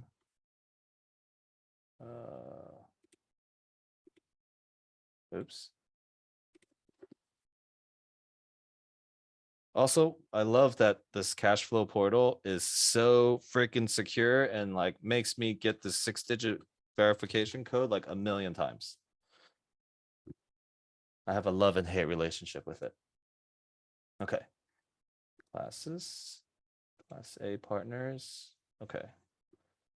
Let me share. Whoa. Too much.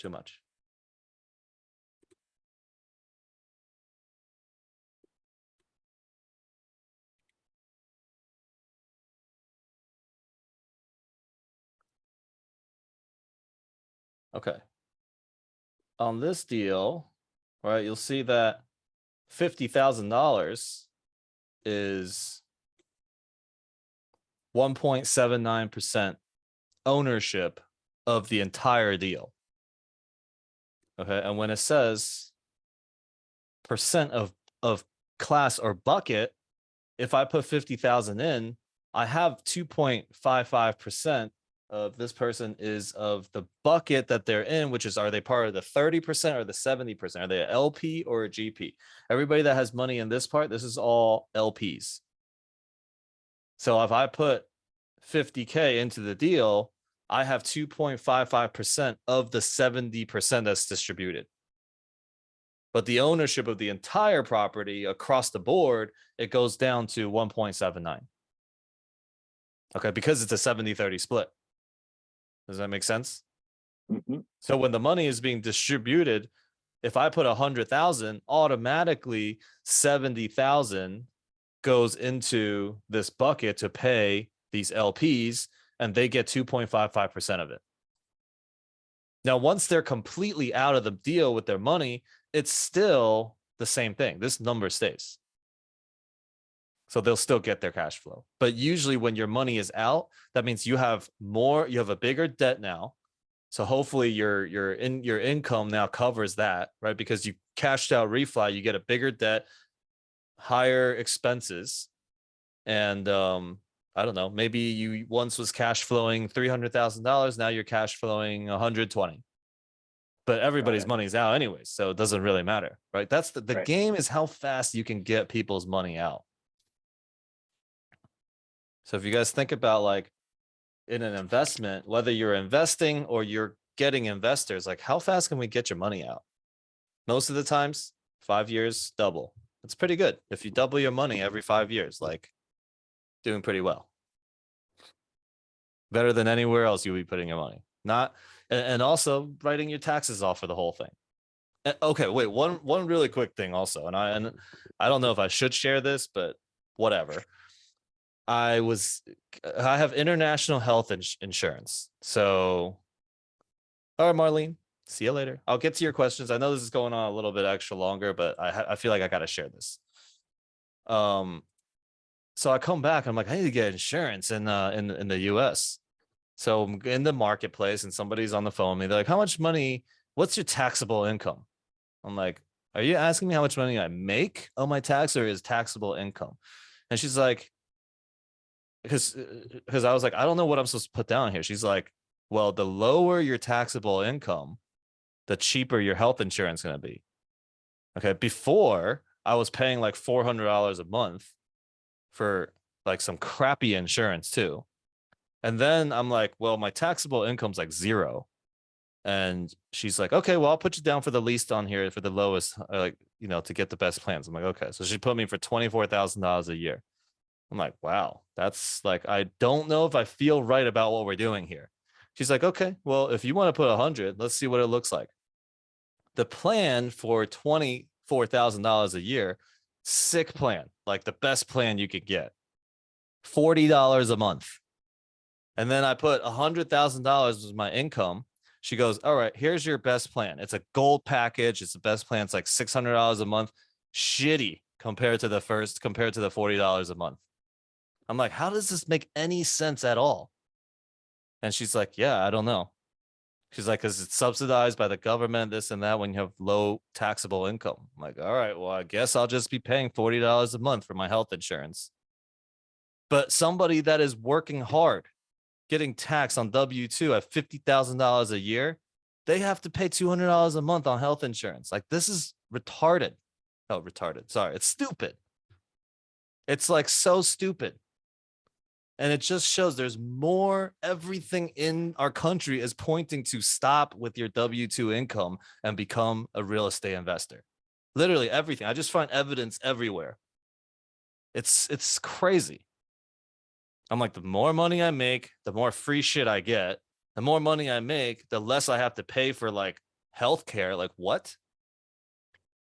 And then there's people out there just like, they're like, see how you can either think I need to become a real estate investor, or you think, how do I dodge taxes and just show myself making less? And then all of a sudden I can't go to the bank and get a loan, and then this and that. And so it's like, you have to change your mind. It's not about like, let's cheat the taxes. Like the game is there. The rules are there. Play by the rules and win the game. Don't go and start playing soccer on a basketball court, right? There's rules. Play by the rules, win the game. You go and start playing soccer, you're going to lose horribly, and then you're going to get kicked out of the game. That's what happens. And like, we got to learn the game. And this is why being here is so important. Everybody here has some knowledge that we can learn from. Right? If I didn't get on the call, if I didn't get on the phone with that specific person, she wouldn't have told me the difference. I would have been like $700,000. I would be paying $2,000 a month for health insurance and getting some crap insurance. And now I'm paying $40 a month for myself and my wife. And if we go and get pregnant and she goes and delivers a baby, the most we will ever pay is $2,500. I'm like, what? I was prepared to drop like 30,000 on something like that with insurance. So it's that I had to share that. Okay. I hope that like lands somewhere for somebody. It's not like a brag or not hate or anything like that. It's just like, take it, use it as motivation to become a real estate investor this year. All right, go ahead, Debbie.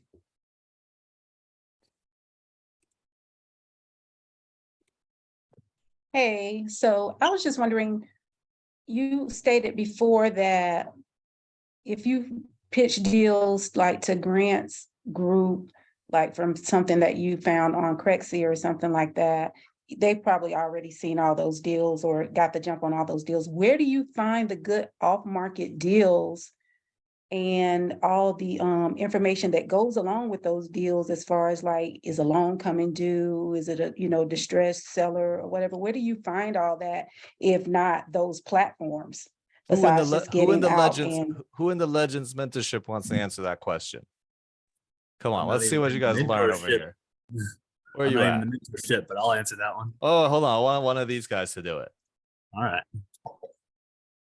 Come on, don't fall asleep on me, guys. So the best way I do it, I go in Facebook market groups and I just blast out what I'm looking for. Hey guys, this is what I want.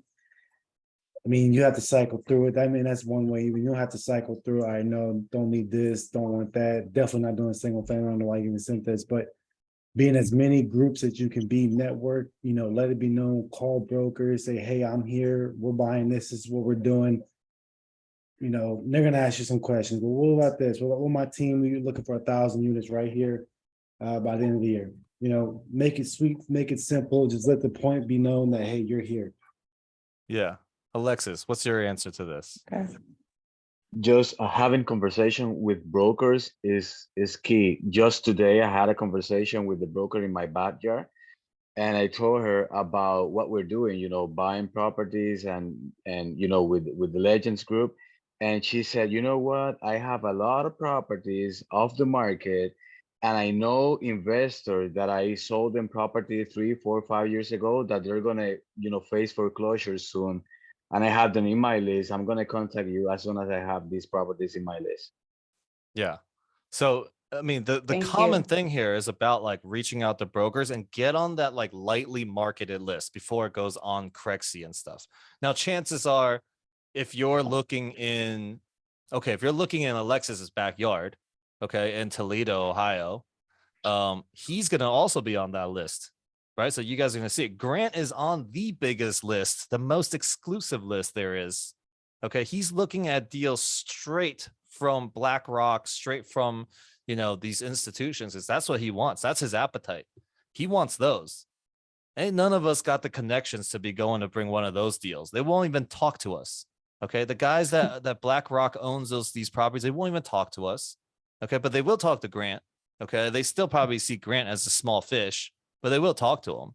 But for us, they don't even see us. All right, we're not even possible people that are possible to buy it.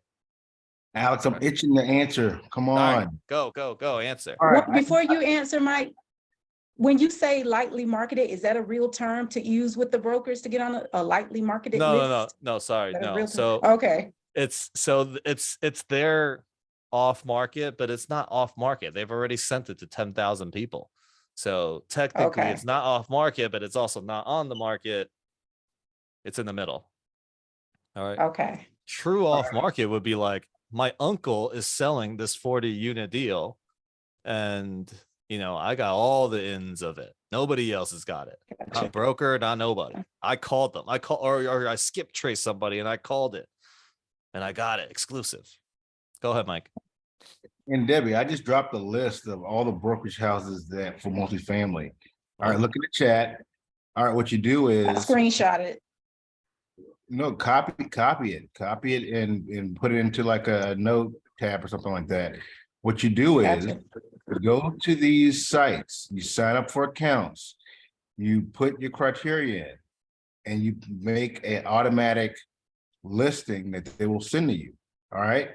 When they send this listing to you, right, there are a lot of properties they'll market to you, and you can call the brokers, establish those relationships. For example, Crexy and LoopNet, right? If you find a property, you do the same thing, sign up for an account, and you find a property, you look at the bottom, you find the broker listing, right, with their information, and you contact them. Okay. Easiest way is to get, relationships with brokers, talk to brokers. First, you can ask them about a deal, but also you let them know what your criteria is and to put you on their list. Then, Okay. sign up for these accounts, right? After you have that criteria, they're going to flood you with emails, right, of deals that are available, deals that are sold, right? And all this stuff is giving you broker information that you can, catalog in your contacts and establish relationships with them, right? So there's a lot of ways to do it. Like, we talked about Facebook Marketplace. But the real key is to make sure you have an automatic deal flow from these brokers, and they're happy to send it to you. Yeah. So that's one thing I would. So are you guys getting like the upgraded versions of these platforms? Or are you using the free platforms and calling the brokers? Or are you getting the upgraded so you can get all that extra info as, as far about the seller? You don't need to. You don't have to upgrade anything, because all you got to do is you got to make phone calls. Those upgrades are kind of like for people that are just don't want to make phone calls. But there's no faster way than to make phone calls. And so for the sake of time, I know a lot of you guys want to share for that with about that. But really, like you're gonna grow in this game. And what's gonna happen is, first, you got to be searching the deals. You got to seek it out. You got to call the brokers. You got to make contacts. Then what ends up happening is you start to build a team around you to do all of this stuff that, because how are you going to underwrite all these deals? You get on a list of 10 different brokers, you're going to be overwhelmed with all the properties that they send you every day. You won't even look at it at some point. I don't even look at them anymore. But I do know that my entire team knows my criteria, right? And all these guys, I know their criteria, and everyone is looking in their backyard. Like they're all looking in their backyard. There's no need. Why would you look in my backyard? I'm doing the same work that you're doing. Let me just do the work here, right? And then you do it there, and then we do deals together. And so we have like 3 deals that we're about to all do together, and there's going to be like 10 coming. We have so many in the pipeline. That's why like I'm so like urgent about creating this massive community, because I see all these deals coming, and there's no way myself or the people in my group, or even our group, massive capital with our, our partners, I don't even know we can do all these deals that are coming together. Like now I'm just like, all right, we need bodies, we need resources, we need a big community. Okay. So we can take down all of these deals. We can do 5-6 deals at the same time and not have to like worry, because we got all these people that are taught the same way, that have learned and understand the values of what we're doing, and all of that. So okay, hey my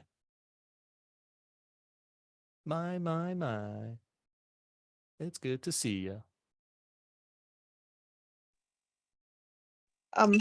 I was on mute. Sorry.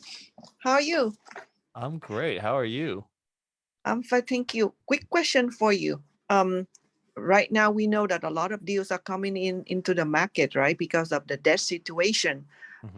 Did you have any information about those type of properties so that we can target those instead of wasting time with a lot of deals? Because contrary to what Graham said, there are still that are out there that the sellers sell without being the market sellers. They just sell because they want to clean up one city to move to another one.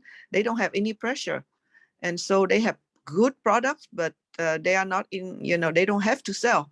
So how do we know, is there any connection at the bank or those who know about the loans of those properties so that we can pursue? So we have a niche to pursue. So I don't know the answer completely to that, because I never go that way. I never go to the bank and find a list of foreclosures. I never go to the bank. I never do those. There's enough awesome deals out there to have to go and sift through all those other ones. Like a lot of times when I look at those lists, it actually demoralizes me, because I'm like, oh my God, how bad condition is this? And how No, I don't mean the asset in distress or foreclosure. I'm meaning the multifamily that are upstanding, but because the debt that they arranged a few years ago was now coming due into a floating rate, and therefore they have to sell because the debt that they have to pay will be higher than the NOI. And I try to see if there's a way, there's a system, there is the network to find those, because the broker would not tell you. Some broker did tell me that they have to sell. But the rest they don't. So how do we find those information? Yeah, so CoStar has those. So if you have a CoStar can help you find the loans. Also PropStream sometimes also has those things. PropStream, what else? There's there's a couple other ones that you can just Google it. Google like how do you find some of these things, like property information. Yeah, property radar, that's one.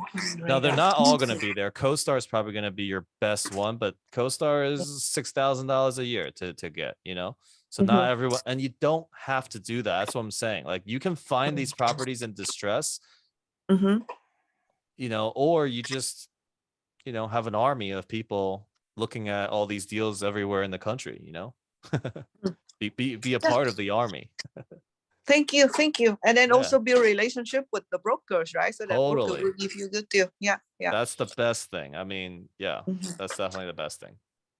So Alex, I forgot to remind, just want to remind you, tomorrow the call would be for the Las Vegas portfolio. The number is 450, 446, not 450. Just want to correct the number. Yeah. Oh, okay. Yeah, wait. Okay. Yeah, see, but look, this is also another thing. Maya and I are connected. Maya is my first connection in 10X community. She was the first person that believed in it, told me like, oh my God, I think you're gonna do great things, and invested in my first deal. So like you guys are gonna find there will be people like that are your Mayas, you know, like that really help you start. And like if I could be that person for everybody, I would. But if not, I'll connect you to somebody like that. You know, and that's that, like the community is freaking so important. Tribes, we are tribally wired. Oh, one quick thing for everybody. There, my QR code and all the Legends QR codes. This goes to our Facebook group that we're gonna be playing. We're gonna be connected in. So definitely check that out over there. But thank you, Mai. Thank you. Thank you. Yeah, we talk tomorrow. Thank you. Cynthia, and then we're gonna answer these questions, and then we're gonna, you know, wrap it up for the night. So go for it. Hey, Alex, my question will be quick. As far as the exit strategy on the limited partners, I know that you get infinite returns depending on the deal when you refinance and cash these people out. So let's say on the fourth year you do that, and then you keep on getting infinite returns for, I don't know, 3 years. You want to sell it afterwards. Do you pay those limited partners afterwards? Do you pay what? Do you pay, for example, if you bought the building for 5 million and then, you know, you sell it for 10 million, for how many ever years you have left, do you still pay those limited partners anything? Yeah, it's always a 70-30. Okay, got it. Yeah. Thanks. So even when their capital is returned, now the only caveat, the only thing about that is if you were paying a preferred return, let's say I'm paying you a 7% preferred return, but it's a preferred return on your capital. When your capital has been returned, there's no more preferred returns. Okay, that's really, it's return of your capital, your 7% is now gone, your preferred return. Now it just goes straight into their 70-30 split. Now there's a lot of deals that are complicated. They'll say, hey, the first 8% is going to be 70-30. If we make more money than the 8%, once we get to 11%, the extra 2% is going to be a 50-50 split. If we go up to 15%, that's now going to be a 80-20 split on the GP side. So, you know, so those will happen. So after you get your preferred return on your capital, and if the building gets sold, you don't get anything, you don't pay your limited partners in that sense? Am I? No, you always still do. I mean, you always still do the whatever it was, if it's 50-50, if it's 60-40, if 70-30, 80-20, like the profits on that after the sale is still on the split. Got it. All right. Thank you. At least that's the way we do it. Okay. Got I it. mean, I keep everything super simple. I don't know. Like sometimes people create all sorts of different confusing things. I like to keep everything as simple as possible. Thank you. Yeah, you're welcome. Go ahead, Roberto. Hey, Alex. Thank you for taking my question. Hope you're doing good, man. I'm doing amazing. That's awesome. Good to hear. No, I had a question about when it comes to reaching out to a broker. So I've looked at the scripts of what to say, you know, the criteria you're looking for and all that sort of thing. The question I have is as someone who's looking to get in, you know, obviously probably most of us are going to start up as a GP somewhere. Sometimes like when you see in the contact forms, they'll want to see like the company you're working for, you know, you say I'm with X group or whatever it is. When it comes to that, would you say that the best route is just to focus on getting in as a GP rather then leaving obviously that portion out because you're not part of a group yet, right? So it's going to be not that it's going to be like a credibility issue. You're but talking about when you're signing up on a sheet, like on site. Right, like say like it's Cushman and Wake, or if it's They don't even look at that. They don't even care. Really? You could freaking put, I could put Alex LLC. They don't even look at it. It's They an don't even go automated, and verify it. it's an automated thing basically.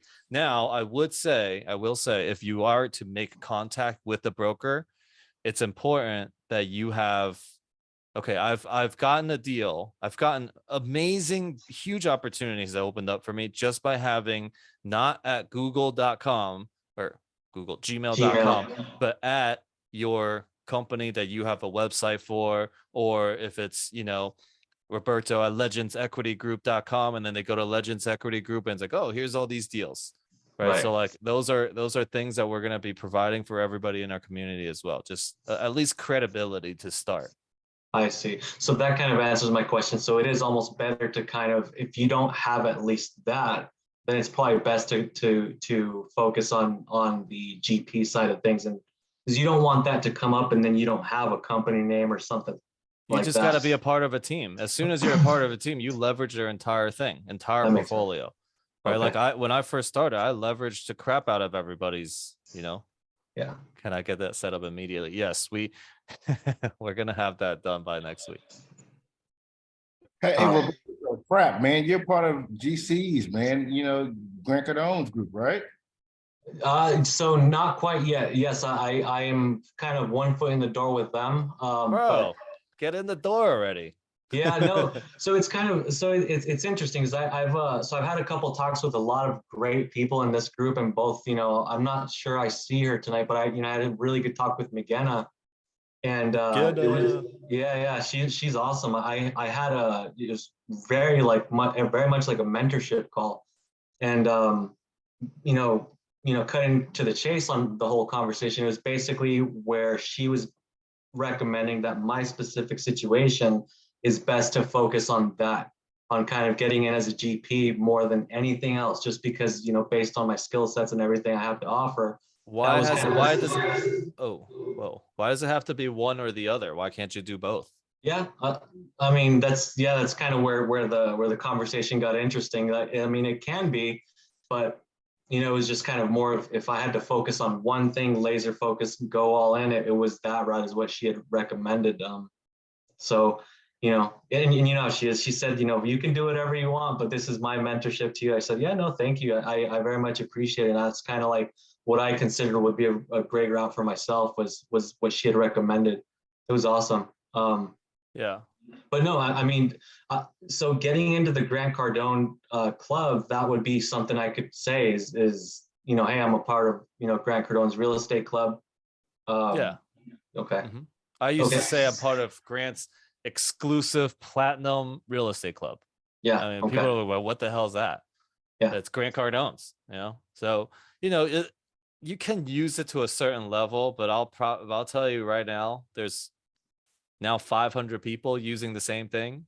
Yeah. And brokers are starting to know that it's an education. They're just in the education thing. They're not on Grant's team, right? Right. But also, there was someone on the call that dropped the name, and then Ryan Secco literally picked up the phone and called the broker and was like, hey, so-and-so, we're working with her and we're looking at this deal. So that is a possibility.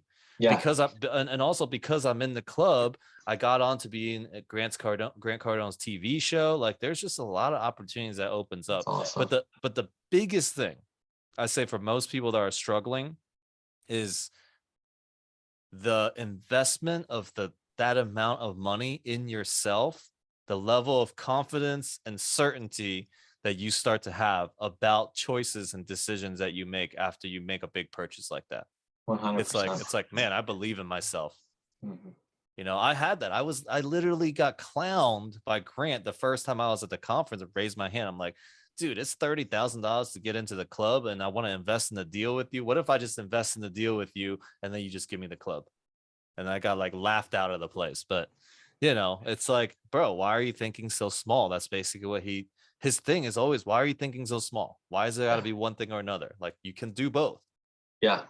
Yeah. So Yes. you can, like, don't think it's like, oh, I need to be in the GP deal before I go in the club. Like, I don't know. Maybe to be in the club is the reason why you will be in the GP deal. That's the reason for me. So that's how it happened for me. So yeah, they're the same thing sometimes. Okay. More often than not. So Yeah. don't be 1 foot in, 1 foot out of anything. If Yeah. you're 1 foot in, just jump in there and see what happens. Yeah, 100%. Yeah. All right, cool. I had one more question real quick on that. It was just out of curiosity. So, can you kind of go into detail and explain how, like, I'm reading Tom Wheelwright's book about tax-free wealth, so it's just kind of interesting. I don't think he mentions it in there, but what does the GPLP kind of split look like when it comes to taxes and all that sort of thing? Is it pretty much the same split all the way down everything, including taxes? Yeah, including taxes. That's why a lot of times when they say when you put $100,000 in, you're getting like 65% cost segregation. Okay. Right? Because that's your ownership percent in the deal. Yeah. So you're not, I mean, some people don't care they don't need the depreciation. So for example, Brad Sumrock recently had a deal, 600 something units. If you put $100,000 in, you actually get $200,000 of depreciation, because the company, the preferred equity that came in with a $20 million check did not care about the cost segregation depreciation. They didn't even want to participate in it. Wow. So they put all this money up and you take the cost segregation on it. Like, that's crazy. You know, you put $100K in and you get $200,000 in depreciation. Like, that was sick. Brad raised $24 million in 1.5 hours. And when I say in 1.5 hours, and Brad said this too, he's like, bro, but that was 22 years of me building up my network to be able to do that. All right. So all of you guys, just like, it's about building up your network and building it with a community, with your tribe. It's freaking so much easier than trying to do it on your own. Yeah. Interesting. That's awesome. Yeah. Thank you, Like, Alex. like when I asked Grant, I was like, listen, how do I build the 10X community with you? How do I become a part of it? And like, I don't know, I didn't get any answers. Nobody answered. Nobody cared, because like, who the hell is this guy? You know? And now I'm like, I got to build the Legends community on my own. It's a lot of work. I don't know if anybody has seen my journey. Like, it grew fast, but I work my ass off every single day to build a brand. Yeah. You know, and I paid $165,000 this year, just last year, just to do that. So it's easier to do it with the community. If Grant gave me the opportunity, I would kill it for 10X. So, but that's his baby, you know? Yeah. Anyways, that's besides the point. Did I answer your questions? You did. Yeah. That was awesome. Yeah. Thank you for that. That's very, very well said. So thank you. Yeah, of course. Appreciate it. Ryan, go ahead. My protege. Hey guys. So you know what Alex was saying. I know you can't really see me that well. I'm outside because everybody else is sleeping inside, like as usual. But so you know, I had to, you know, I chose to jump on. I didn't have to. I chose to jump on at the end here because I was stoked that it actually started at 8. I could get some more time in and hear this amazing deal and the underwriting and so.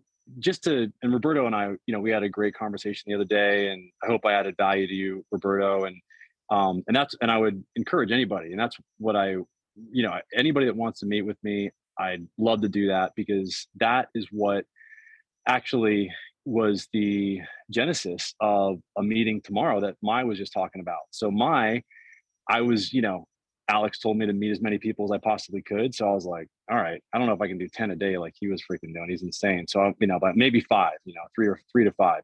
So I'm like, let me try that. So Mai was one of the people that I was talking to, ironically, when I was out visiting Alex in Vegas, and I was sitting there, and I'll always remember that conversation because, you know, I could tell she had her shit together, and she knew I got my degree in accounting, and I barely even balanced my own checkbook after I did, but I could tell she knew her shit.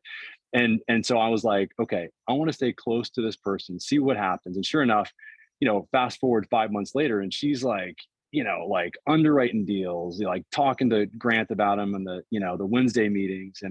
And I circle back to her and I mentioned something in the meeting on Monday. And I don't care if Alex gets the, credit for, connecting with Mai, or I do, or who does. It doesn't really matter.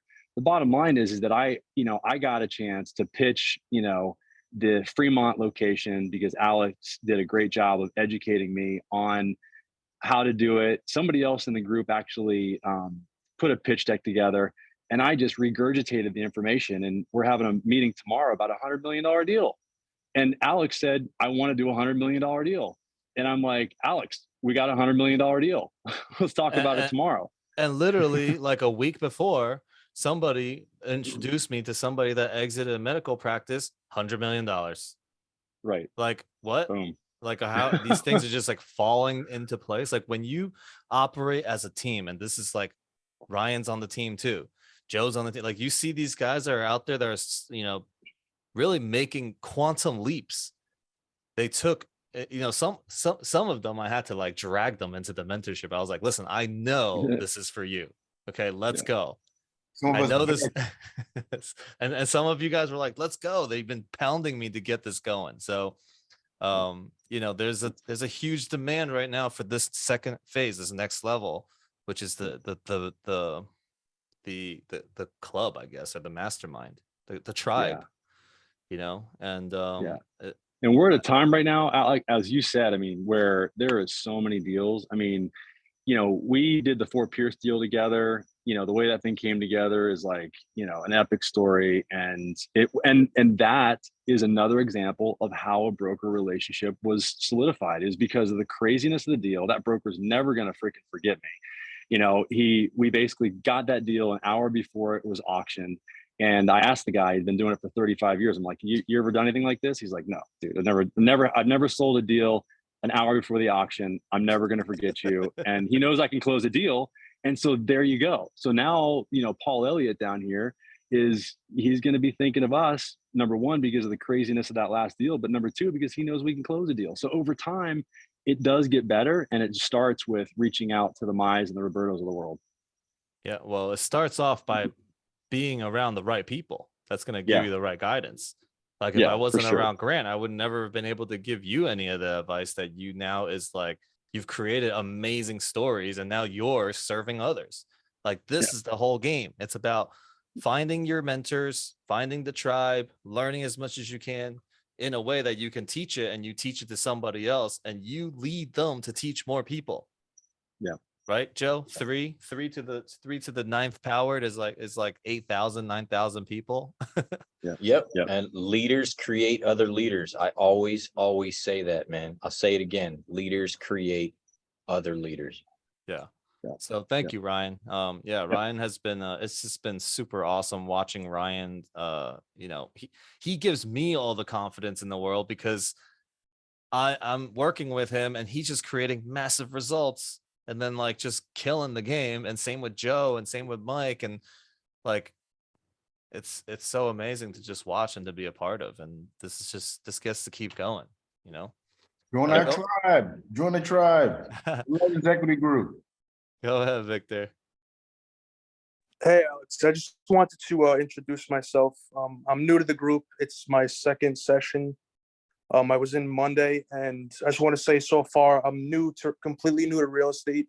I'm 22 years old. I just wanted to step out of my comfort zone and, learn something new and create, set myself up for the future. But I'm very appreciative of what I've learned so far in this group, and I'm very excited for the journey. And I just want to, make a lot of new relationships with everyone in the group and just to see where this can take me. Yeah, amazing. And also the Legends Tribe, actually, all the teens are going to be for free. So I still technically still count you as a teen. So I almost count myself as a teen sometimes. But let's continue to talk. I want you to, because like a lot of what I do is I really want to create results for young adults and teens. So yeah, definitely. Let's have a one-on-one talk too. Okay. Hey, Coyote. All right. Thanks, brother. Coyote. You got Yes, KO'd. sir. Yes, sir. Yes, sir. Thank you for taking my call. So, got a question for you real quick. So, have you ever heard of, or what's your opinion on the, like a automation, deal sourcing automation that goes out to off market sellers to just reach out to them to bring deal in so that you can get a good deal from them directly, and maybe you don't have to talk to. I mean, all this thing is automated, so deals just come to you directly from the off market sellers. But what is this? Is this a machine or is this a person? Where did Yeah, this it's go? AI, some AI. type of yeah, like some type of you know how you send out emails to or sell to, you have contacts, there's a way to do it. I don't know the technical things Yeah, that goes into it, but listen, I'm super open to it. Like, if you got a system, I would love to check it out. But my whole thing is, I freaking hate talking to machines. I hate when machines reach out to me. I hate all of that stuff for me personally. So I don't know about like having a machine or AI like generate something like that's, to the masses. Like, I just feel like that doesn't really work. Like, I no, everything off of some sort of spiritual connection to it to make it work for me. So maybe I'm open. Like, it's totally I like, think let me be more clearer. I think what happened is that this deal sourcing, it send an email or whatever, contact the sellers, and those sellers, so it create a lead, right? So you will be able to tell which one is serious, which one is willing to sell, and then you call them. So it's just a way of generating leads, basically. great. You have this thing? Do you have a system already? No, I actually, I don't know if you heard of this guy. Is can't remember his name now. I think he's on YouTube. This is part of this teaching. He teaches. Is a mentor. If you want to be his prodigy, and as part of being his prodigy, he gives you this tool where you reach out to off market sellers, and that's how you generate leads.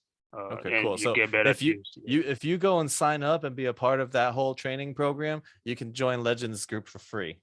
You come into the tribe for free. All right. Yeah, So I didn't know. So you haven't heard of this? no, I don't know. Yeah, No, so but gotcha. go ahead, yeah, Jordan. I actually know what you're talking about, and I only know it because I actually watched a YouTube recently in the last couple of weeks, and it was extremely interesting. They actually talked about exactly what you're talking about, like the future of how you're going to get deals is completely going to be run by AI. Programs and softwares like PropStream and Prop Radar and PropStream and that stuff, it's not even going to be used by these big conglomerates, these big companies. It's all going to be done through AI. But like for us, what we're doing right now, I mean, yeah, I would, if like Alex said, if you can get that and bring that to the table, man, I mean, Of course, it's it costs gigantic. money. You have to pay Yeah, for it. They're not gonna give yeah, it to you. those guys have billions of dollars to play with to create that AI. Yeah. And yeah, that's getting ahead of that's getting way ahead of the I'm down for the it. competition. Yeah, I'm open. I'm down for it, but also when all these freaking deals come, we need an army to take them down. Like, I got too many deals as is coming my way than to have an AI go and search for deals for me right now. So we need more people, more like, more bodies to handle this, more people to tell what's a good deal, what's a bad deal, more risk capital to be able to put down, more money that can be raised, more time from people to be able to manage and take care of these properties and all of that. All right. So Sounds we good. got Yeah, this. Yeah. Cool. I'll Let's definitely I'll stay in look into touch. it and see. Yeah. Yeah, for sure. I'll look into it and see if it leads to anything. Yeah. All right, cool. I mean, I might even be open to like creating some sort of sponsorship for somebody to go and take those, spend the time and learn all that. and bring it back. Bring it back to the tribe. It's fun, right? See? Okay. All right. We're now like way past. So thank you again, I can do this all day. So, I know I have the endurance and you guys have been here just, hanging in there. I hope that there was a lot of value provided here. I am headed out to Belize tomorrow, but I will still be hosting these calls from there Monday and Thursday. If you have not joined the Facebook group, join it. It's scan the thing and join there. An email will go out, give you the opportunity to also register if you are interested to get updates on when the Q&A webinar for this tribe is going to look like. Okay, we're going to show you what you're going to get and the whole vision. And it's going to be awesome. All right, everybody. Anybody got last minute questions? Nick, you can stop the recording. People still